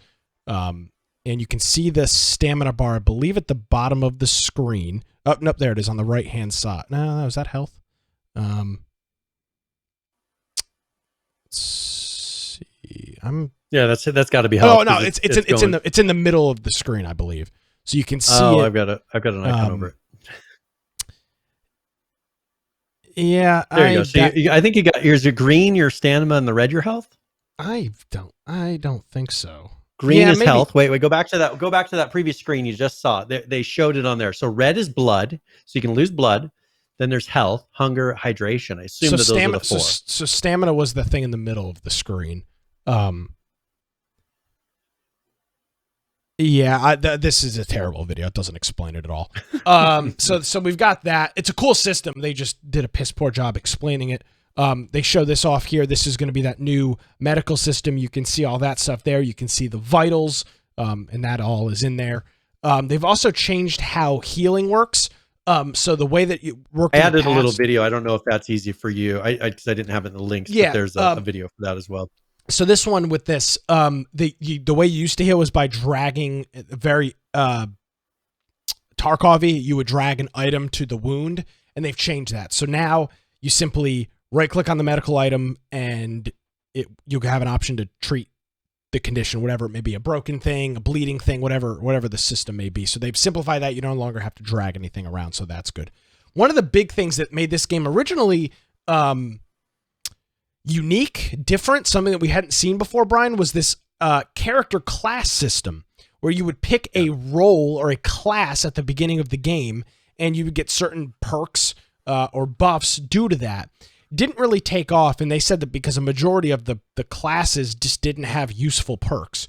So they've changed that a little bit, and I'm going to go through those now. So if you choose the construction worker, you'll be able to instantly upgrade built structures from level 1 to level 2. That's pretty cool. Police officer, friendly fire damage from group members is reduced by 75%. So if you've got a bullet-hungry group that doesn't seem to be able to watch their shot, that might be a useful perk to run. Delivery driver, gain a 20% boost to vehicle acceleration and braking. So you might have a guy in your group that is your getaway driver, like a payday heist or something. Emergency medical technician, the ability to craft more advanced medical items. The firefighter gives you plus 25% max carrying weight, additional damage, and speed when using melee weapons. That makes sense.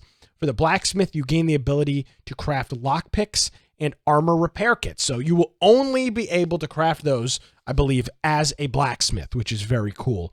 The technician, you gain the ability to craft a variety of structure-related items, such as locks for containers and doors, and can craft many recipes that are available to everyone with less components or generic components in place of specific components. That's a very cool system there.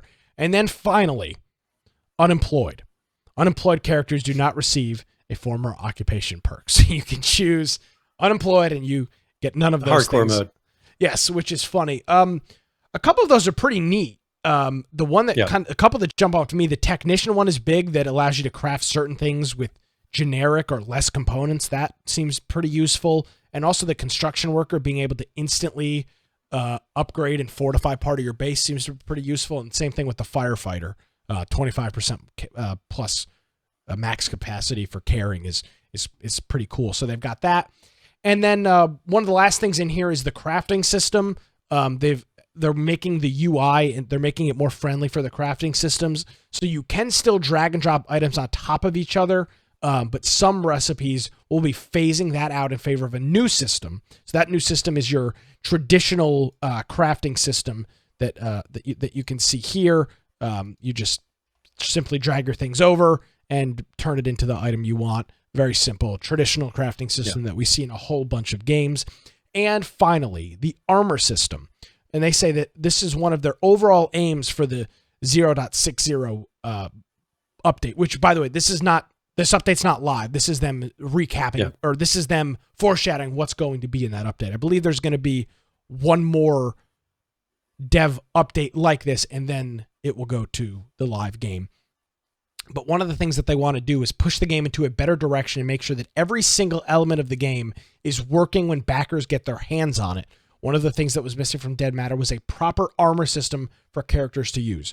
Armor in Dead Matter was previously cosmetic, but is no longer the case. Armor now mitigates a set percentage of damage done to limbs that the armor is covering. The armor will absorb damage that would have otherwise been sent to a player, which lowers your chances of being injured during combat. So pretty significant update here.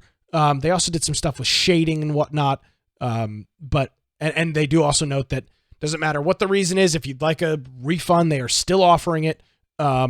So they're still offering that, but a pretty big update here. Some big features, some overhauls, some big changes.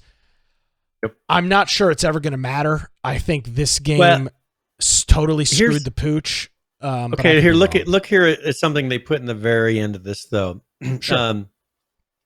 They did mention, they said, we have gone from an extremely understaffed team of 3 people with barely any resources to produce the project to more than 20 people actively contributing to the game, with multiple staff being able to work together from a physical studio. So, whenever that happened, I would assume if their excuse for a lack of having things out on time, a lack of having the progress that people were expecting, to having a team of 20 would hopefully make a big difference where you'll start seeing content. Because that's the one thing, we still haven't seen a huge amount of content come out from them. And this was one that's already been delayed how many times? This is the one where they said... This is the one that originally said that they were going to put it out in 6 months. And I remember saying at the time, there's no chance they're not putting this out in 6 months. It's just not going to happen. And then a year later, they then delayed it again. And who knows? I lost track of how many times it got delayed. But hopefully these guys, it seems like either they're too much perfectionist as far as they're not willing to just get it out and say, here, let them play with it and let's see if it works. And then, or maybe they're just, I don't know, maybe they're just slow. I don't know. Yeah. It's weird. I don't know this game will ever recover. The hype was unbelievable for this, and I bought it like many other people. And now there's no one talking about it. I literally didn't even open it. And that's not an exaggeration. I literally purchased it, redeemed my key, and I have never launched the game. It's just I don't know. The hype train was bad. Joshua made a comment here because, he's working on a project that is similar, not as far as the game is really similar, but, the size and what he's trying to accomplish with it is very similar. And he says it's a shame to see the lack of progress from them, with the size of their team, especially. Like you would expect that they'd be pumping out more content, things for people to see, things for people to play. But, they're doing stuff in the back end, but you don't see anybody playing it. So let me remind you, when this game launched, they had the issue where you could not even get a key because the game is not actually on Steam. Like if you search for it in the Steam database, there is no game that exists. Like you can't get current players on it because they're using that weird Steam like pre-alpha system where they register for 1,000 keys at a time or something. It's just a freaking disaster. And since release, I've heard literally nobody talk about it. Yep. So we'll continue to give you an update. It's just I don't think anything. I don't think it matters. Yep. We will see what happens. Sucks, but it is what it is. Well, let's talk about our second favorite survival game. Okay. Miscreated. Now they came out with an update. You haven't heard a lot about it, but they came out with the 1.16.0a update on the 12th. Let's read these. Hopefully you have enough time before the show ends. Fixed issue with using new storage objects after some actions like tearing clothing to rags, and fixed another crafting related exploit. So there you go. That's the Miscreated update for this week. Man, we're running against the clock on that one. That was a close one. Let's talk about Zero for a second here. So they're doing their Lunar New Year's thing. I don't believe they're doing any in-game systems, but they are offering the game at a 50% discount, and that was as of that ended yesterday. So they ran that for 4 days, I believe. That was the 11th through the 15th. So hopefully, if you had it on your wish list, you would have gotten a notification that a game that you wanted was on sale. And if you didn't, well, sucks to be you. Add it to your wish list so you get notifications. Yes. I bought a game this week because it was on sale. It was on my wish list. So there you go.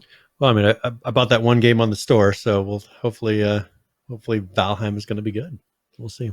I'll try to squeeze in a little bit of time this week. Yeah. I mean, I could squeeze in some time, but I think you've probably got more free time than I do. So. Yeah, I'm sure. All right. Brian, I have a cat that I have to care for. I know. I've got 3 cats. I got 3 dogs. I've got 2 pigs. I've got a tortoise, a snake. I've got a tarantula.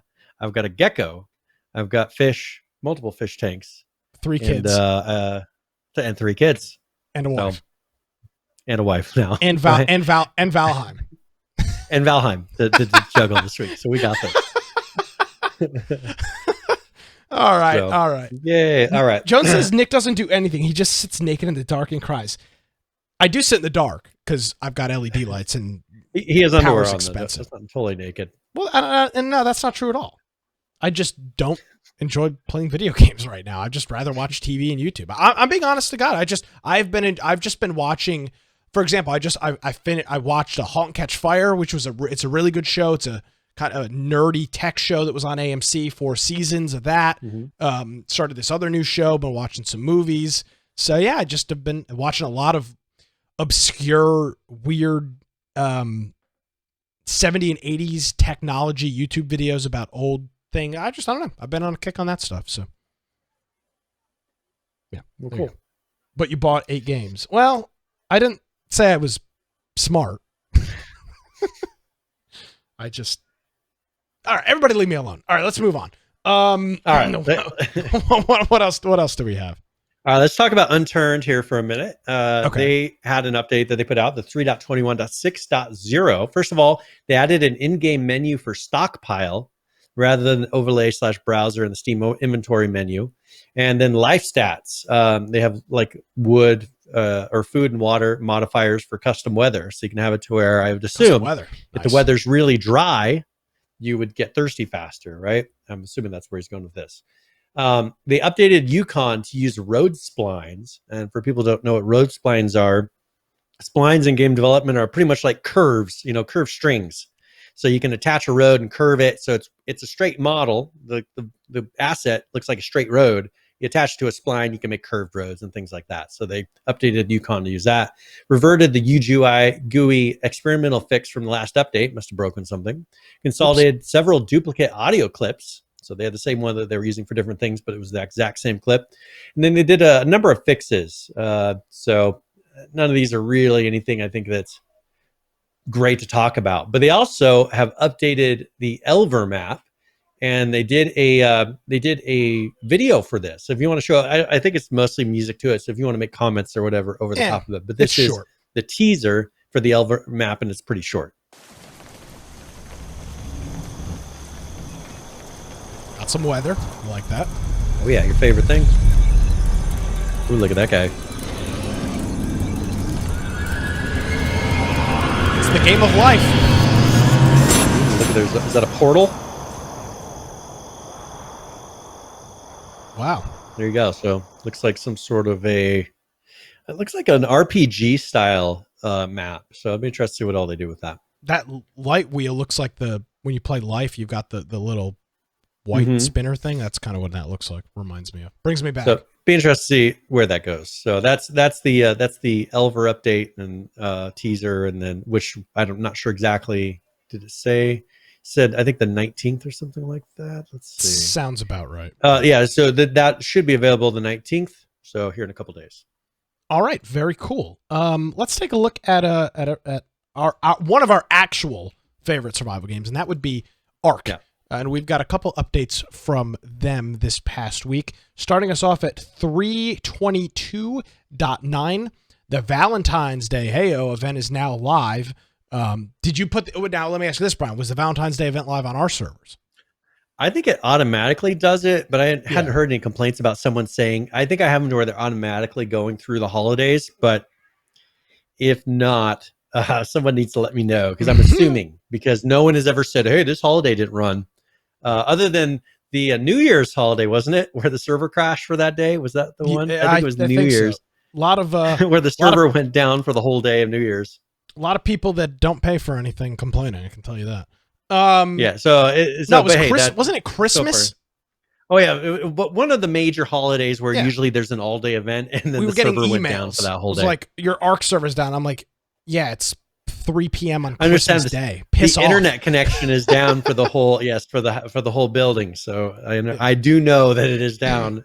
Working on it. I did just as a side note for the people that are on our Arc server. I did go to there and put in all Ubiquity routers and everything, Nice. and got rid of all of the stock equipment that you have to get from the. It is fiber, so they have some box out, somewhere else that then is bringing a LAN thing to me. But now I'm able to connect directly with the Ubiquity. Took out some additional equipment that hopefully will make it perform a little bit better. Excellent. Well, so the Valentine's Day event was live. You can no longer carry / base corrupted dinos, and notes have had their character limit restored to the previous value, no longer cuts off after one line.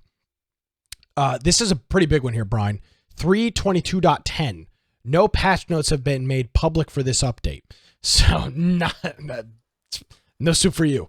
Then 3.22.14. The Dino Leash now has a designated folder in the crafting UI and added the option to see the unlearned Ingrams on the crafting UI, which can be toggled on and off in the same UI. So pretty short stuff from Arc. Valentine's Day event, always popular. All their events tend to be pretty good. And one update that we don't get to know about because it was server only. So probably some exploit or some bug that they resolved. Yeah, something they didn't want people knowing about quite yet until everybody patches. Mm-hmm.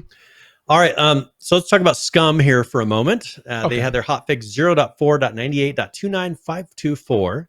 And they had quite a list of fixes here. They had like a camera exposure bug at night. And here's one: fixed old pre-patched bottles and containers not working well with fuel water system, causing them to drain the items you tried to fill.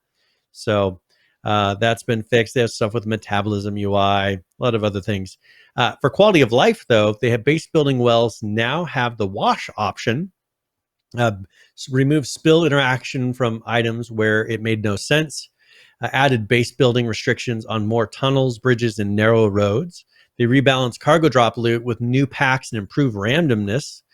They buffed the damage on arrows and bolts again. And then electrician and medical gloves are not repairable anymore. And then they added a couple of admin commands. So like puppet damage, which is kind of like their zombie, the word for zombie, they call them puppets. And lockpicking can now be disabled in the PvE zones. So with some commands that you run. And then they said here, it will allow or block lockpicking on world place locks. So that's like cargo drops, weapon lockers on the island, kill box, electrical, and normal locks. So that is pretty much the updates for SCUM. All right. Excellent. Let's see. What else do we have here? Atlas did have a pretty big update here and some new content that they're talking about. First of all, I'll put some notes in here. They said they've been having some server issues with the latest update that they're actively working on, and that was on the 10th.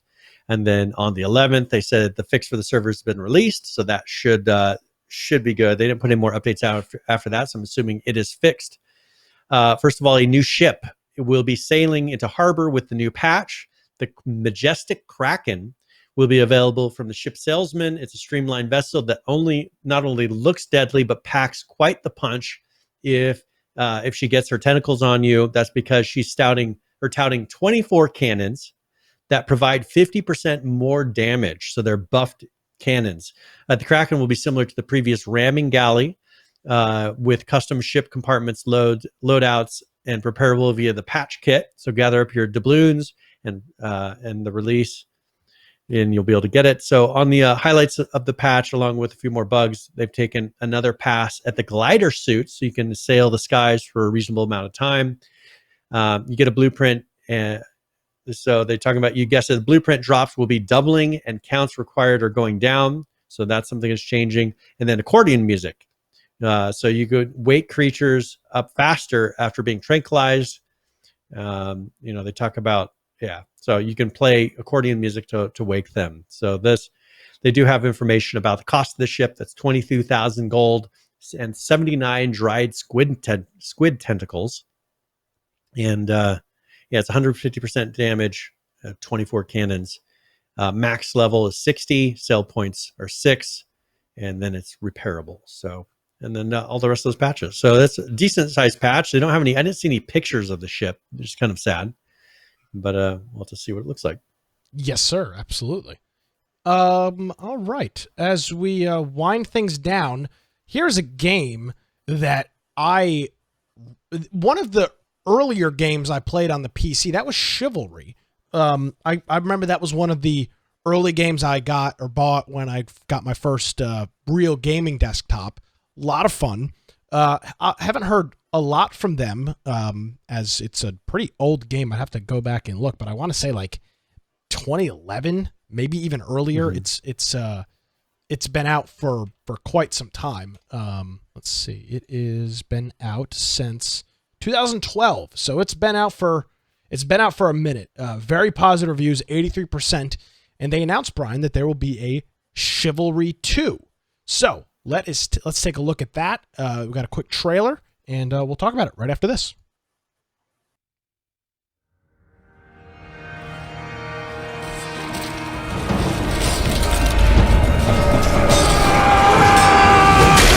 Scenes of a warrior battle crying, covered in blood, and rushing towards an enemy.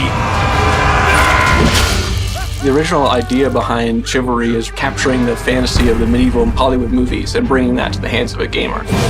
Being able to just live your fantasy of being a knight or carrying a sword, I think that's why people get really attached to it.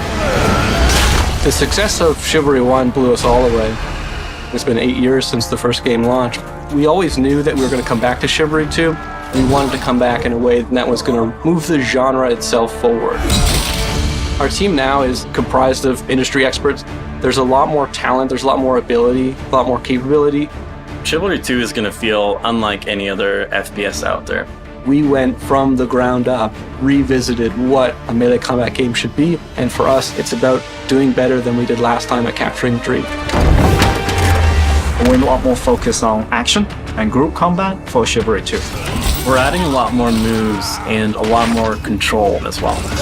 The combat mechanics are so polished, and a lot of emphasis has been put on making them accessible without losing any of the complexity. We are refining and tuning animations, speed, damage, defense, almost on a daily basis. Chivalry 2 is a lot more dynamic. It allows you to be creative in a combat zone. We have some traps that you can trigger, items that you can grab, like a wheel, a bucket, barrel, chickens. Our goal is to make it so it feels like you're fighting for your life. This game takes the scale of the first game and really raises it to 11. Battles are twice as big now, 64 players. There's always going to be somebody around you. There's always going to be these big team fights. It's not just the melee combat that was felt in Chivalry 1. For us, it was about, we need enough bodies to just create the meat grinder machine. It needs to run high enough for it to feel like the chaos of war. It's a real advancement of everything the first game does. It's not just a Chivalry 1.5, but it truly is Chivalry 2. Our passion for Chivalry 2 is bottomless. It's the game that started the company, and it's the game that's going to take us so much further. You're going to put your life on the line. You're going to go out there with a couple inches of steel. It's a gritty fight to the end. There's a greatness in all of us that can be reached through fighting for a cause that's greater than yourself.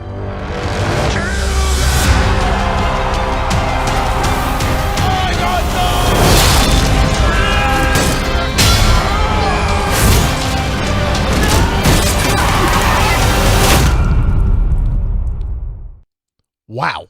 What a fantastic game, I will say. Chivalry. Did you ever play Chivalry 1? I mean, I tried it, but I never played it seriously. Freaking awesome. I bought it after your recommendation a long time ago. It's simple. It's not incredibly sexy. You literally just run around with swords and arrows and just hit people and chop their heads off. It's a lot of fun. It is available June 8th. It is also going to be in closed beta for the March 26th through the 29th. One thing that I find very odd here, well, one thing, it's going to be available on Epic, which is good. The other thing, though, it's going to be available on the Xbox One and PS4. Why are we still releasing? This game is not going to be out till the summer. Why is this still coming on the last generation? This has never happened before, except for maybe the PlayStation 2.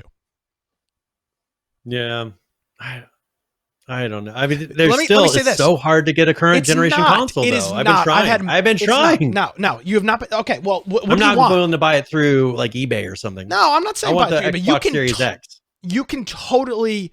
I have seen multiple. I've had multiple of those consoles in my carts over the past couple of weeks because when I see them on Twitter, I go and just see, hey, is it actually available? I'm not actually going to buy it. They're available. I mean, I have a list of the main sellers that I've been going through. So like Amazon. No, you don't want to go Target, through the main sellers. You need to follow Best Buy. I'm just saying, I've been looking there because I want to make sure it's legitimate. I've been seeing them for $700 something on Amazon. If you follow IGN Deals or Cheap Ass Gamer on Twitter, they will say like, hey, Target's going to be back in stock at 2 p.m. today. They are available. Now, it's not like the thing is I don't use Twitter anymore, so I'll have to look around. I'll find a way, but that's the thing is I've been looking at it and just I kind of check every once in a while just to see if for some reason there's stock, but it just hasn't been happening so far. Yeah. So that's very cool. I assume it's going to be on Steam. It doesn't say that it's going to be on Steam. But I assume probably after it's probably maybe for limited to the Epic Store for a certain period of time, and then they'll do it on Steam. Yeah, well, let's see. One thing I don't know if you recognize there, the old community manager of Ark was in that video. There was a face I recognized. I'm like, who do I know that from? That's the old community, Bubbly Wums or whatever. Oh, that's the old community manager. So she's the community manager for Chivalry 2. So that was one of the people that you saw in that video. I don't think this is going to be on Steam. Because it says Chivalry 2 is expected to release sometime this year. Now we know it will be out June 8th with a closed beta starting March 6th. This news was announced during this week's Epic Game Store Spring Showcase. And if you look at this, I'll show this real quick here at the end. You notice logos, Epic Game Store, PS5, PS4, Xbox One. Yeah, I think it's going to be Epic's exclusive for PC for a period of time. Probably, a year? Or maybe, I don't know if they're still doing the years every time. I don't know. That's another big one, though. This is a game that is very, not very well known, but pretty well regarded and known. Over to exclusive on Epic. So there you go. Good on you. All right, and so that's pretty much it for Chivalry 2. We got a couple more here before we wind down. Ylands, or Ylands as they call it, but hey, why would you call it that? They had an update this week. First of all, just the quick things are they removed the barrier. I don't know. There's like a barrier they had in the game that they removed. One of their community manager, I've read something about him leaving a couple weeks ago. He is actually leaving. Then they announced who's going to be filling that place. They've reworked the building and map protection system. And so that's something. The barrier, the barrier is like a shield that goes around your base. Or, you can put a build. So they're removing that and they're doing something else, I think, instead. So keep an eye out for that.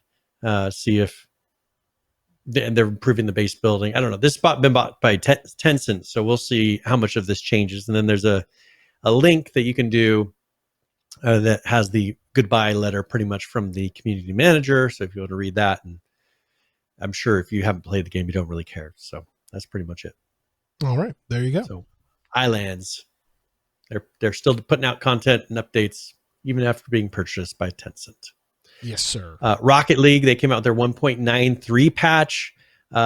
Most of all, they said with 1.93, players that want to participate in trading in the game, they have to enable the two-factor authentication. They give you some instructions for doing that. And then there was a couple of fixes. Fix a bug preventing split screen from matchmaking and competitive playlist. Invite to party option and friends list now displays properly for all players. Fix lighting on Forbidden Temple. Removed animations added to the playlist menu in the last update. And then they fixed a bug causing the ball to turn invisible in spectator mode when using the fly cam. So that is the Rocket League update. And finally, we've got Dead by Daylight. they, as well, are celebrating the Lunar New Year. They are celebrating the Year of the Ox, and we have got a short video here from the... at least I thought I had a short video. Isn't there a video? What happened to my video? Is it not working? Yeah, that link's not working for you. Thought I downloaded it.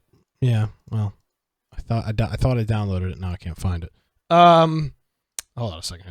I can get this squared away. Have no fear. Right, yeah. I'm rapidly. It's a short video. 40-second video. Let's take a look. All right.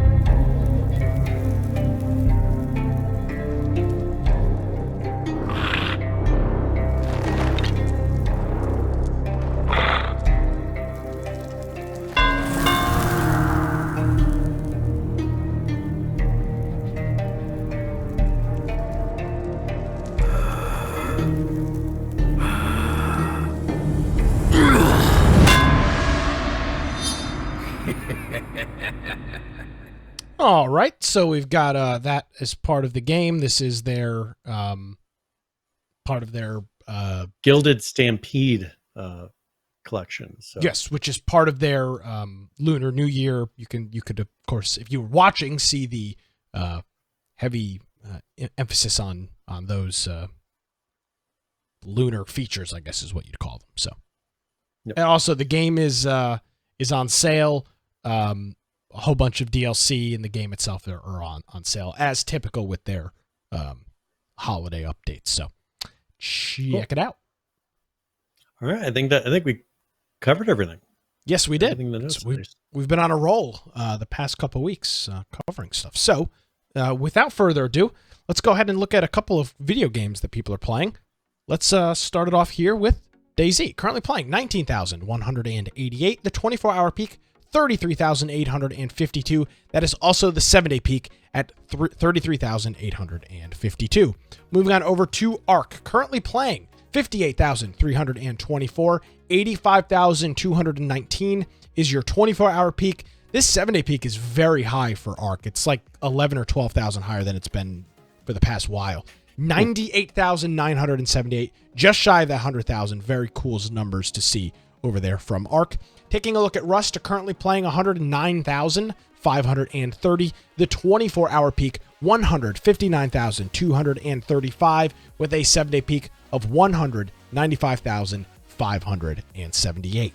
Taking a look at 7 Days to Die, 19,595 people currently playing that. 26,123 is your 24-hour peak, with a 7-day peak of 32,236. And finally, wrapping us up, PlayerUnknown's Battlegrounds with the Little Red Riding Hood, currently playing 76,311.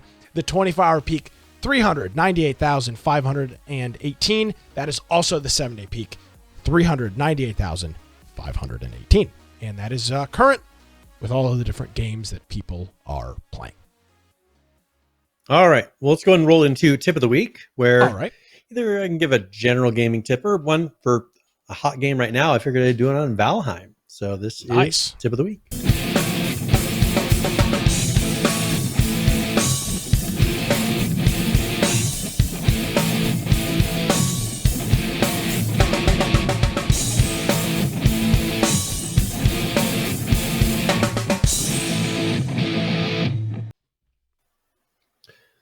All right. So in Valheim, when running around the world, you might want to be careful when you're swimming. And the reason is they use a stamina system when you're swimming. So if you see a large body of water, I mean, this isn't like the old H1Z1 days where it only goes up to your shins. They actually have water here. If you start swimming and it's too long of a distance, you will run out of stamina and you will drown. So be careful. Make sure you keep an eye on that before you try to cross a large body of water. Maybe do some tests to make sure that you can actually reach. And then last week I discussed a little bit about gathering wood. So I figured I'd give a quick little tip on gathering flint. One thing that's flint is actually gathered on the edges of water throughout Valheim. So you need to make sure if you're looking for flint, go along the edge of the water, and there's little white and gray things that are a rectangular shape. That is the flint. So you can go and get those. Another thing that you can do that is pretty cool is visit Haldor the Merchant.